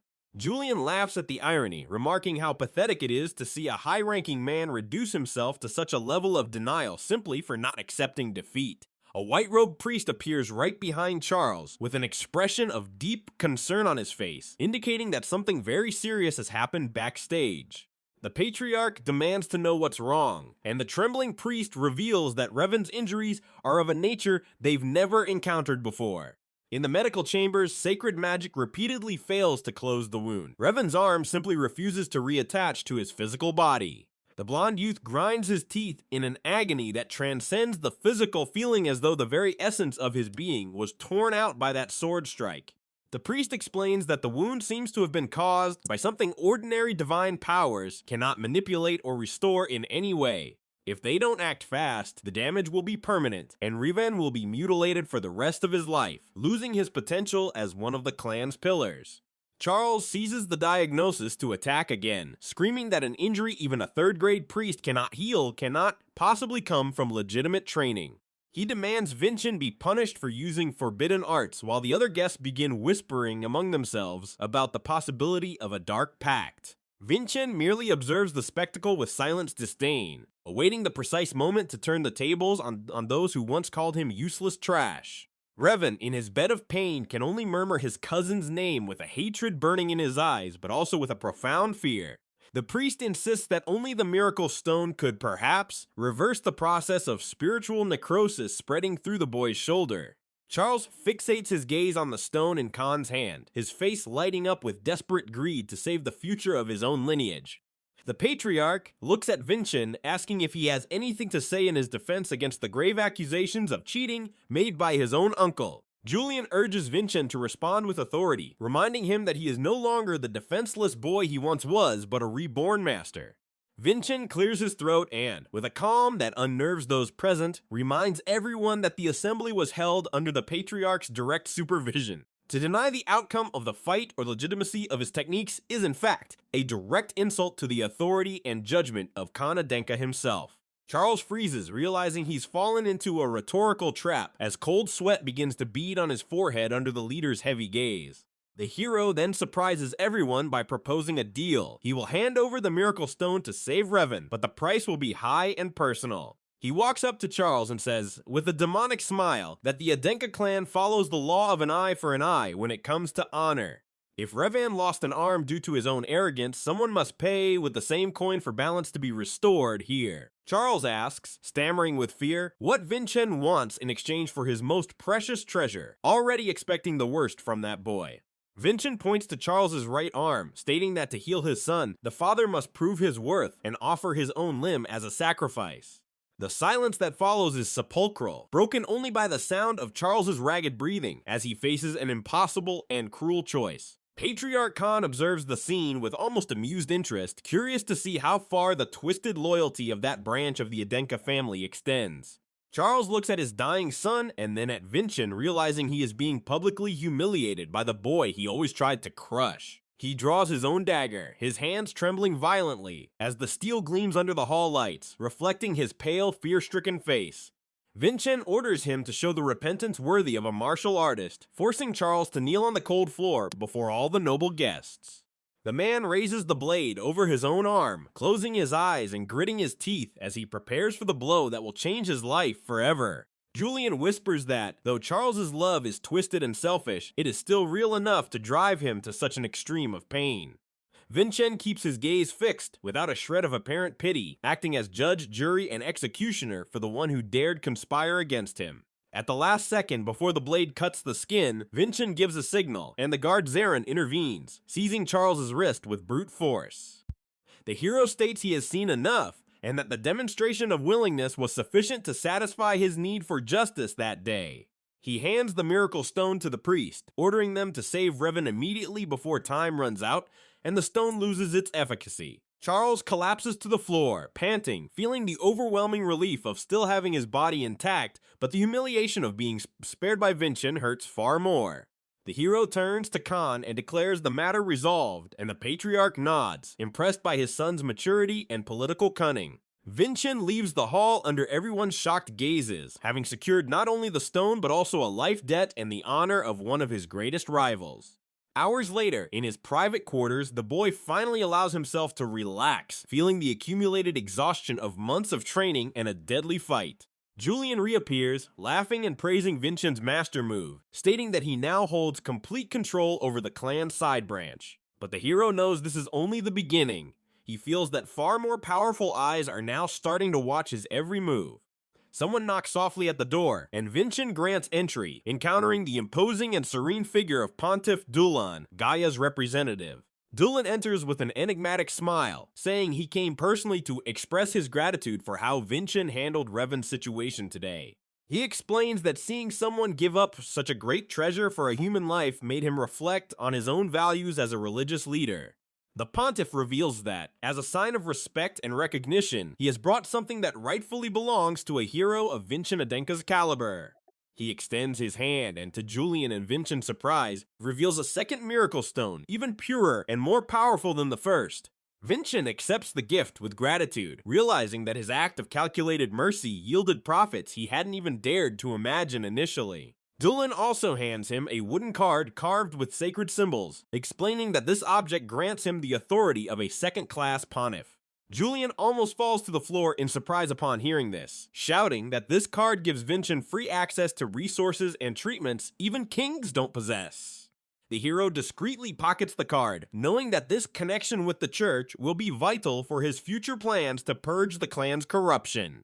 Dulan bids farewell with a respectful bow, making it clear that the church is now an official ally of the young master everyone once called trash. As soon as the pontiff leaves, Julian begins to float frantically, saying that Vinchen is a true genius of manipulation and martial and political strategy. The hero simply leans back in his chair, closing his eyes for a moment. But the piece is interrupted by a new presence that silently emerges in the room. It's a woman of severe beauty and overwhelming presence, clad in attire that indicates a position of the highest command within the family's hierarchy. Vinchen recognizes her immediately. It's Versa Hyliam, his stepmother, known on the battlefields by the terrifying moniker the Giantess. She gazes at him with eyes that seem to plumb the depths of his soul, commenting that she'd heard of his incredible feats during today's tournament. Versa informs him that Patriarch Khan has summoned him for a private dinner, an invitation rarely extended, and one that carries immense political weight. Julian warns that the last time this happened was with the family's second daughter, Dia Nunim, after an equally overwhelming victory in the past. Vinchen rises and prepares, donning his gala robe while Versa patiently waits for him at the door, acting as his personal escort for the evening. They walk through the luxurious corridors of Adenka Castle, the silence broken only by the firm sound of their footsteps echoing off the marble walls. Versa comments, almost casually, that he's changed drastically in a short time, and that his former frivolity seems to have been replaced by something ancient and perilous. Vinchen offers no reply, merely keeping his gaze fixed forward, knowing that every word he utters will be analyzed and reported to the man who rules this empire. They arrive at the banquet hall doors, which are opened by elite guards who strike their spears against the floor in a sign of respect for the new prodigy. The hall is lit by hundreds of candles, and at the head of the long table sits Khan Adenka, the man who discarded Vinchen the moment he was born. Khan says nothing at first, merely gesturing for Vinchen to sit as the pressure of his mana begins to fill the room oppressively. The hero feels the weight in his lungs, a drowning sensation that would force any ordinary person to fall to their knees in complete submission.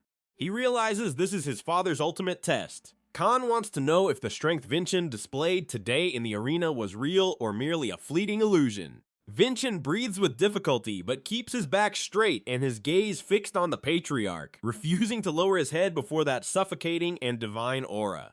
He states, his voice firm despite the pressure, that he sees no need to exert such force upon his own son in a meeting that should be familial.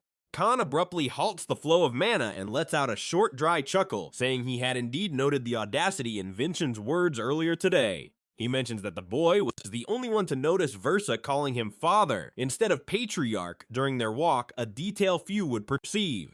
The leader praises his son's acumen, admitting that he might have seriously underestimated the potential hidden beneath the facade of a worthless piece of trash. But he warns that Charles Adenka's eyes weren't the only ones to see trickery, and that he himself wants proof of the origin of that transcendental power. Vinchen smiles faintly, asserting that his power stems from the Adenka lineage, but from an era they long forgot due to their arrogance. Khan then leans forward, his eyes gleaming with a dangerous purple light, demanding Vinchen explain exactly what he means by those words. The dinner unfolds in an atmosphere of Cold War, with each of Khan's questions proving a trap, and each of Vinchen's answers a demonstration of wisdom. The Patriarch, in turn, inquires about the technique that severed Revan's arm, wanting to know if there's any record of it in the secret libraries he's unaware of. Vinchen replies that certain techniques are not written in books, but etched into one's very spirit through suffering Khan could never imagine. Versa watches from hand on the hilt of her sword, ready to intervene should the dialogue escalate into a physical confrontation between father and son. Khan then proposes a new challenge. He wants Vinchen to train the clan's elite youth, serving as a catalyst for the evolution of the new generation. Vinchen accepts, but imposes his own conditions. He will have total autonomy over the training methods, without interference from any official or elder. The Patriarch agrees, sealing the pact with a wine toast that seems more like a blood oath between two predators who recognize each other as equals. After dinner, Versa escorts him back, telling him he's the first in decades to confront the Patriarch in such a manner and emerge with his life and benefits intact. Vinchen thanks her and enters his room, where Julian eagerly awaits to hear every detail of the conversation that will decide the future of the Adenka clan. The hero sits at the table and begins writing the plans for the new training regiment, knowing this is his chance to forge a loyal army. He knows the clan is infested with traitors and opportunists, and that the only way to cleanse it is through absolute and unshakable force. Julian comments that the hero is acting like the king he once was, and Vinchen merely replies that times have changed, but enemies remain the same. Meanwhile, in the shadows of the side wing, Charles Adenka swears vengeance, conspiring with shadowy figures to eliminate Vinchen before he becomes unstoppable. Little do they realize that the boy they so despised has already anticipated every one of their moves, planting the seeds of their destruction long ago. The next morning, Vinchen appears at the main training grounds, where the young nobles await him with a mixture of fear, hatred, and morbid curiosity. He walks to the center of the courtyard and thrusts his wooden sword into the ground, declaring that, from today, the concept of genius will be redefined by him. The first to challenge him is an arrogant youth from the main lineage, who attempts a frontal assault with all his mana focused at the tip of his blade. Vinchen doesn't even move, merely deflecting with such economy of motion that the opponent trips over his own momentum and falls face first into the mud. He says that mana without technique is just noise, and that they are all children screaming in the dark while the true master walks in the light of wisdom. The hero begins issuing training orders that seem absurd and impossible, pushing the youth's bodies beyond any previously recorded limit. Some give up on the first day, but those who remain begin to feel something shifting in their own mana circuits under Vinchen's guidance. Versa watches from afar, noticing that the boy is teaching the fundamentals of swordsmanship she had only ever seen in ancient legends about the clan's founder. She begins to suspect that Vinchen might be the reincarnation of someone immensely important, or perhaps the bearer of a secret that could shatter the world. Meanwhile, the hero continues his silent investigation into the embezzlement of funds, discovering that the corruption runs far deeper than he had imagined. He uncovers that Raelsa, the Grand Chamberlain, is funneling resources to an external organization planning a coup against Patriarch Khan. Vinchen smiles, seeing the pieces on the chessboard move exactly as he predicted in his coldest, most precise strategic calculations.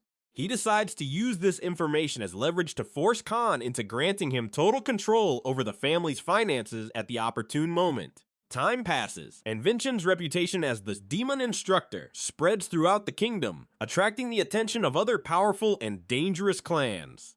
The hero receives an invitation to a martial arts conference in the capital, where the world's greatest warriors will gather to test their might. He knows This will be the perfect stage to reveal to the world that the true sword god has returned to reclaim what is rightfully his. Julian warns that the capital is teeming with assassins and spies, but Vinchen merely cleans his blade, stating they will only be more fuel for his fire. He prepares to depart, leaving strict orders for his disciples to continue their training until the arena floor is made of sweat and blood. Before leaving, he pays a final visit to the patriarch, who observes him with a gaze that mixes paternal pride and the instinctive fear of a threatened ruler. Khan hands him a black steel sword, saying it was forged for a king and that Vinchen must use it to honor the Adenka name. The hero accepts the weapon, feeling the weight of the metal and the bloodlust emanating from the black blade, realizing it is perfect for what is to come. He departs at dawn with Julian floating by his side and Versa watching from the ramparts with a gaze that indicates the world will never be the same. The journey to the capital is marked by ambushes that Vinchen resolves with a brutality, leaving only silence and corpses in his wake on the road. He arrives at the gates of the main city, where the magnitude of imperial power reveals itself in all its decadent glory, brimming with hidden secrets. Vinchen walks through the bustling streets, sensing the hidden presences of mana masters attempting to gauge his strength without being noticed. He enters the Imperial Arena, where the Emperor awaits him with an interest that far surpasses a mere martial arts tournament for nobles. His first opponent is a giant warrior from a distant land, roaring challenges while wielding an axe that could cleave a mountain. Vinchen draws his black sword, and the hall plunges into a purple mist, the physical manifestation of his image technique that shocks everyone present. With a movement no one can follow, he finishes the fight before the giant can even complete his first furious attack. The audience enters a state of catatonic shock, realizing that the young Adenka is not just a genius, but an unstoppable force of nature. The hero gazes at the imperial throne and declares he is there to collect the blood debts the empire has accumulated over the last 500 years. The emperor rises, fear finally appearing on his pale face as he realizes the prophecy of the Death Master's return was true. Vinchen points his blade at the heart of the empire, promising that the ashes of the past will serve as fertilizer for the new world he will now build. The roar of the crowd and the gleam of forbidden mana mark the beginning of Daven's era, the man who returned from the past to become the one true sword god. However, the tone abruptly shifts when Khan mentions Charles Adenka's grave concerns about the legitimacy of the power Vinchen displayed. Charles explodes in fury from behind, shouting that a mere third-class pontiff could never wield such a technique without some dark trickery. In that instant, Versa Hylam, the giantess, fixes her icy gaze on Vinchen, and a menacing purple aura begins to emanate from her overwhelming presence. Sweat beads on the hero's face as he feels the spiritual pressure attempting to break his will and rip out his deepest secrets. Khan gets straight to the point and openly questions the nature of the martial art that left a trail of destruction at the assembly. Vinchen remains motionless, processing every word as he calculates the risk of revealing any fragment of the truth about his true identity. His stepmother observes every detail, every beat of his heart, searching for the slightest hesitation that might betray a lie to her eyes. Versa comments that his movements are eerily similar to the swordsmanship of the legendary hero King, a comparison that chills the air. The image of Kajin Samyeon, the hero of bygone eras, appears like a phantom in everyone's minds, evoking a power that should have been forgotten. They say that Sword was capable of devouring any evil ability and was the only force to subdue the legendary archdemon Daven. Vinchen feels the weight of this fabricated history and is deeply annoyed, realizing how the Samyeon clan distorted the past for their own benefit. Suddenly, Versa steps forward and places her hands on the young man's shoulders, her gaze shining with an intensity that seems to read his very soul. She demands the truth, asking with an enigmatic smile how her son could have learned techniques belonging to such a distinct lineage. The hero realizes he is walking on eggshells, as any error in his explanation could lead him directly to the clan's executioner. She insists, asking if he won't tell his mother the secret behind such immense evolution in so little time. The pressure mounts, and Versa repeats the question with a predatory sweetness, trapping Vinchen in a psychological game where the slightest slip is fatal. He stares at Patriarch Khan, who remains seated like an ice statue, awaiting the truth to finally be revealed in that hall. Vinchen realizes the interrogation has shifted course, and the focus is now on the essence of his power and his loyalty to the family. Then Julian's spirit appears out of nowhere, shouting at him not to reveal anything, for Versa's eyes detect any lie. Julian desperately warns that if he gives a flimsy excuse, she will instantly know he is an imposter from another era. The young man wonders if he should admit he is not her son, but an ancient warrior from 500 years ago. But Julian takes the lead and decides he will try to resolve the situation himself, even fearing the oppressive aura of Vinchen's stepmother. Vinchen takes a deep breath and confidently declares he received a divine revelation, a bold gambit to justify his forbidden knowledge. The hall plunges into a new level of tension as Khan and Versa process the audacious claim that heaven intervened. Versa harshly counters, stating that revelations without divine blessings are considered evil and can lead the bearer directly to the sacred tribunal. Panic begins to rise in Vinchen's eyes as he realizes his excuse may have worsened things under clan law. She suggests he face the judgment of Garamiel's judges to prove his soul has not been corrupted by dark forces. At this, Julian floats nervously beside him, instructing him to follow exactly what he says to escape this deadly trap. Vinchen draws the miracle stone and challenges Versa to test his purity, suggesting the temple confirm the origin of his blessing. She recognizes the sacred jewel she gave to Dulan and is shocked to see the hero actually possesses an artifact of such importance.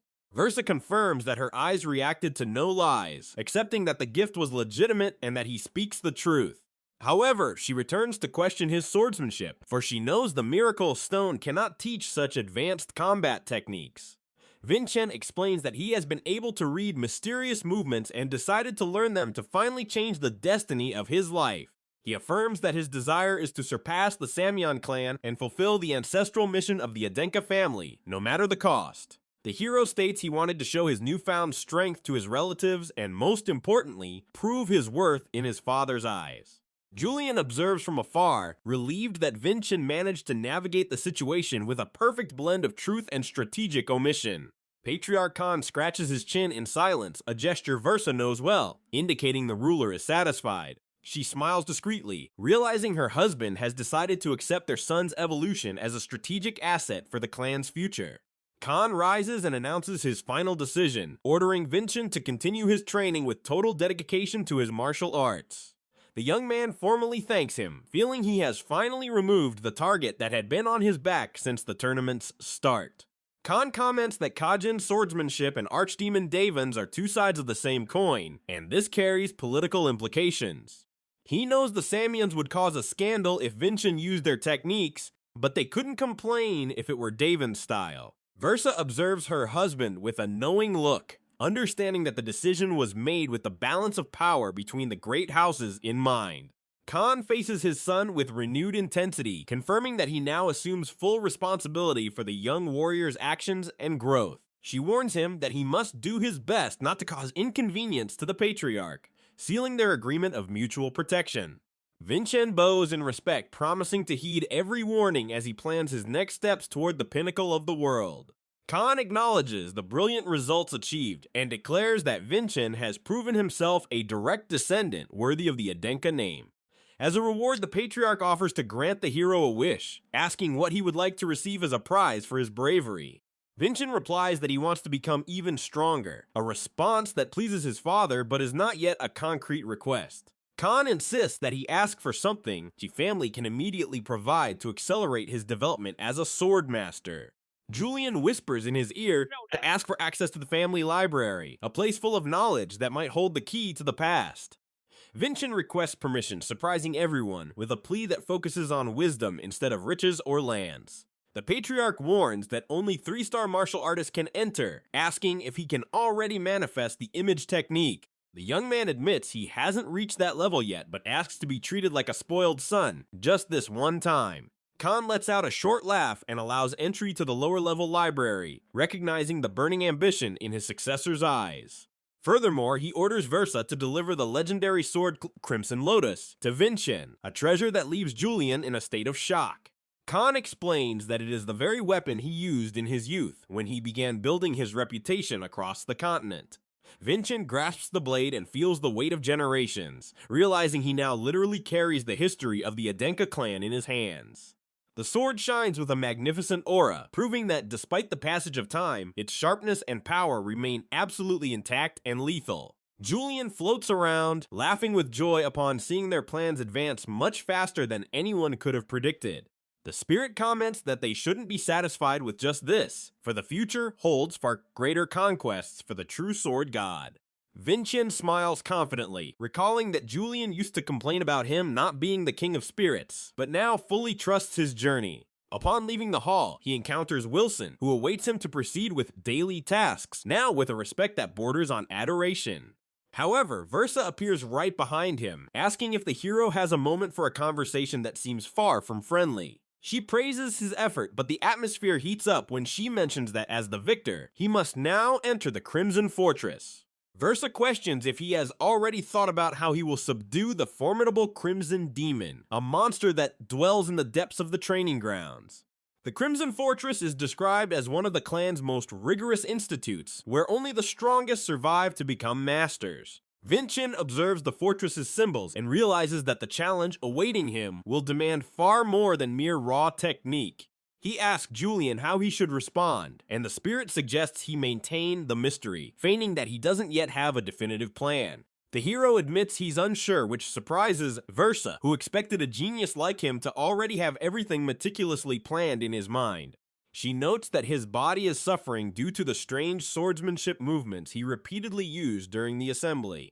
Versa warns gravely that it's impossible to defeat the Crimson Demon with a single blow, and he will surely die if he is reckless. The creature's image, with its colossal scythe, emerges a living nightmare that forgives no weaknesses and awaits Vinchen in the arena's shadows. Julian realizes that his stepmother is in fact offering valuable advice, indicating she has begun to favor the new Vinchen. The young man reflects that she could have destroyed him using her truth-seeing eyes, but chose to be a silent, observant ally instead. Vinchen thanks her for the warning and assures her he won't disappoint her, departing towards his new objectives with unwavering determination in his gaze. Versa watches him leave, her heart throbbing with pride at seeing her son take such great strides on the path of martial arts. Meanwhile, Wilson is busy with laundry, trying to change his behavior to match his master's new demeanor. He is interrupted by Sari, a maid returning from a family emergency, who is shocked to see the servant working with such diligence. Wilson gets annoyed by her surprise, yelling that he too needs to evolve so as not to be left behind by the young lord's grandeur. Sari, suspicious of his intentions, believes he's plotting something against Vinchen, leading to a comical and noisy argument between the two. Wilson points to the clothes on the line as proof of his dedication, declaring that the young lord has changed, and he must follow the same example. The maid looks up at the sky, asking for Vinchen, sensing that something fundamental has shifted in the atmosphere of that immense estate.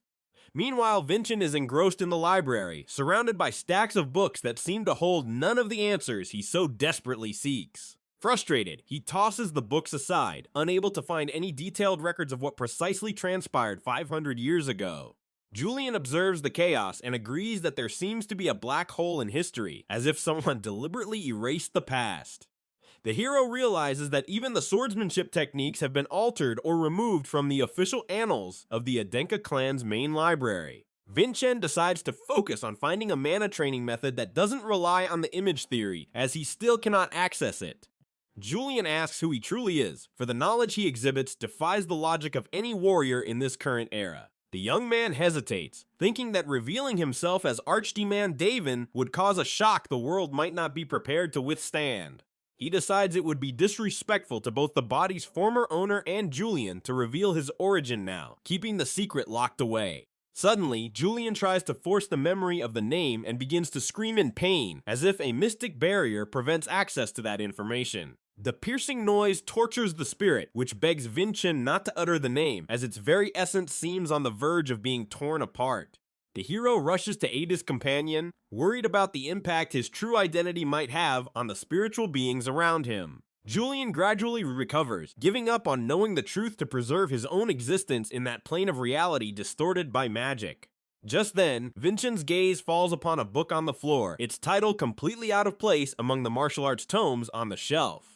First Love in a Watermill is what the cover reads, a romance novel seemingly placed there by pure mistake or oversight. The young man wonders what such a book is doing in a library, guarded by the family and exclusively for masters. Upon opening the book, his eyes gleam as he realizes it's actually a secret historical record camouflaged as cheap fiction. Someone was clever enough to hide the truth of the past in the form of a romance novel, deceiving any censor or curious enemy. Julian gasps, seeing that the hero found a vital clue where no one would ever think to look for state secrets. The content describes a protagonist who doesn't possess an image, but manifests power through the flow of mana guided by a trait. The book teaches that to achieve this power, one must discard all conventional theory and stack mana in an extremely dangerous way. Julian warns that attempting this could kill a common person, but Vinchen sees it as the perfect opportunity to overcome his physical limitations. He finds the record of someone who survived the process, proving it's possible to manifest powerful traits without relying on the current system. Determined, Vinchen decides to test the method immediately, ignoring Julian's warnings about the fatal risks of manipulating mana in this manner. He leaves the library, book in hand, ready to dive into training that will forever alter the structure of his body. As he crosses the courtyard, he's intercepted by Sari, who rushes towards him with tears in her eyes and an expression of pure anguish. She asks if it's true that he defeated Revan Adenka, her voice faltering as she tries to process the news that has spread throughout the clan. Vinchen remembers that Sari was one of the few who showed genuine affection to the failed Vinchen before his own inner transformation. The maid falls to her knees, thanking the heavens that he wasn't neglected after the assembly, as everyone feared would happen. The hero grows awkward, asking Julian how one is supposed to comfort a woman, something not found in any of his combat manuals.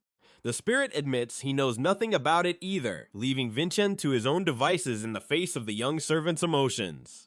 He kneels and places his hands on her shoulders, promising that he will work hard to be a master of whom she will never have to be ashamed. Sari looks at him with renewed hope, feeling that her lord has finally found his path, and that she will always be there to support him.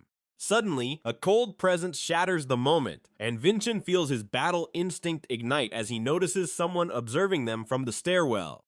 It's Revan Adenka, who reappears with a dark gaze and an aura that signals he hasn't come for a casual or friendly conversation. The atmosphere shifts instantly, the warmth of the previous conversation replaced by a bone-chilling frost that cuts through everyone in the courtyard.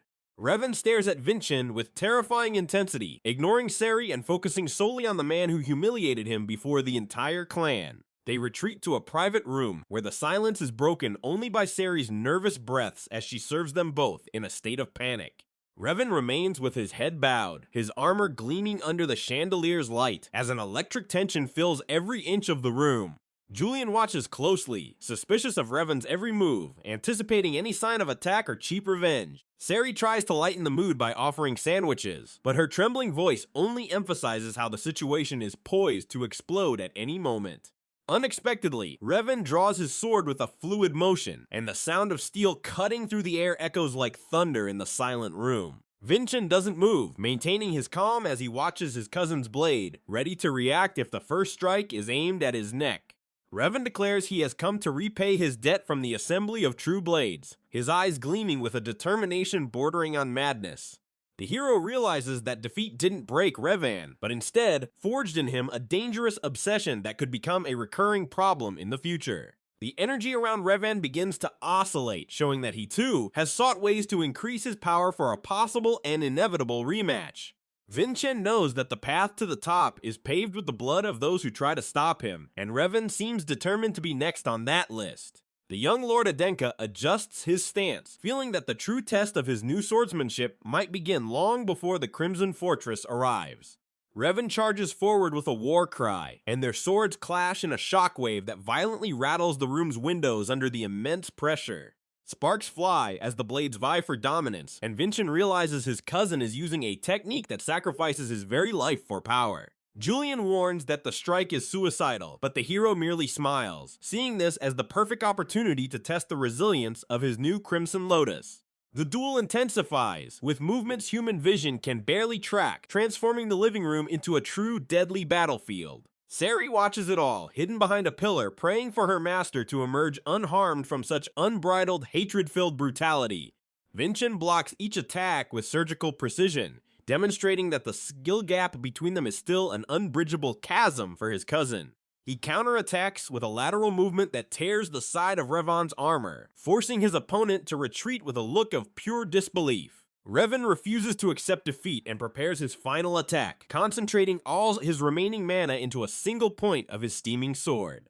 The air around him begins to distort, signaling that the technique he's about to unleash could destroy the entire side wing of the castle. Vinchen takes a deep breath and channels the mana flow he learned from the Forbidden Book, feeling a wild, untamable force surge through his veins. The two energies collide in the center of the room, generating an explosion of light and sound that throws Wilson and Sari backward from the impact. When the smoke clears, Vinchen stands tall, his sword pointed at the heart of a fallen, completely exhausted Revan. Silence returns, but this time it is the silence of definitive victory, where Revan's fate lies entirely in the hands of the hero he tried to destroy. Vinchen looks at his cousin with cold disdain, asking if the debt has been paid to his satisfaction, or if he wishes to prolong the agony. Revan closes his eyes, accepting that his strength will never be enough to reach the man who returned from the past to reclaim the world. The hero sheathes the Crimson Lotus and orders Wilson to tend to his cousin's wounds, showing a mercy that further humiliates Revan. He turns and walks towards the exit, remembering that the true battle still awaits him in the depths of the Crimson Fortress and beyond. Julian floats beside him, commenting that the Adenka clan will never know peace again, now that the hero's true power has begun to awaken. Vinchen stares at the horizon and realizes that the records he found in the library are just the tip of an ancient conspiracy's iceberg. With the historic sword at his hip and forbidden knowledge in his mind, the hero sets off for the next challenge, ready to break all the laws of this decadent world.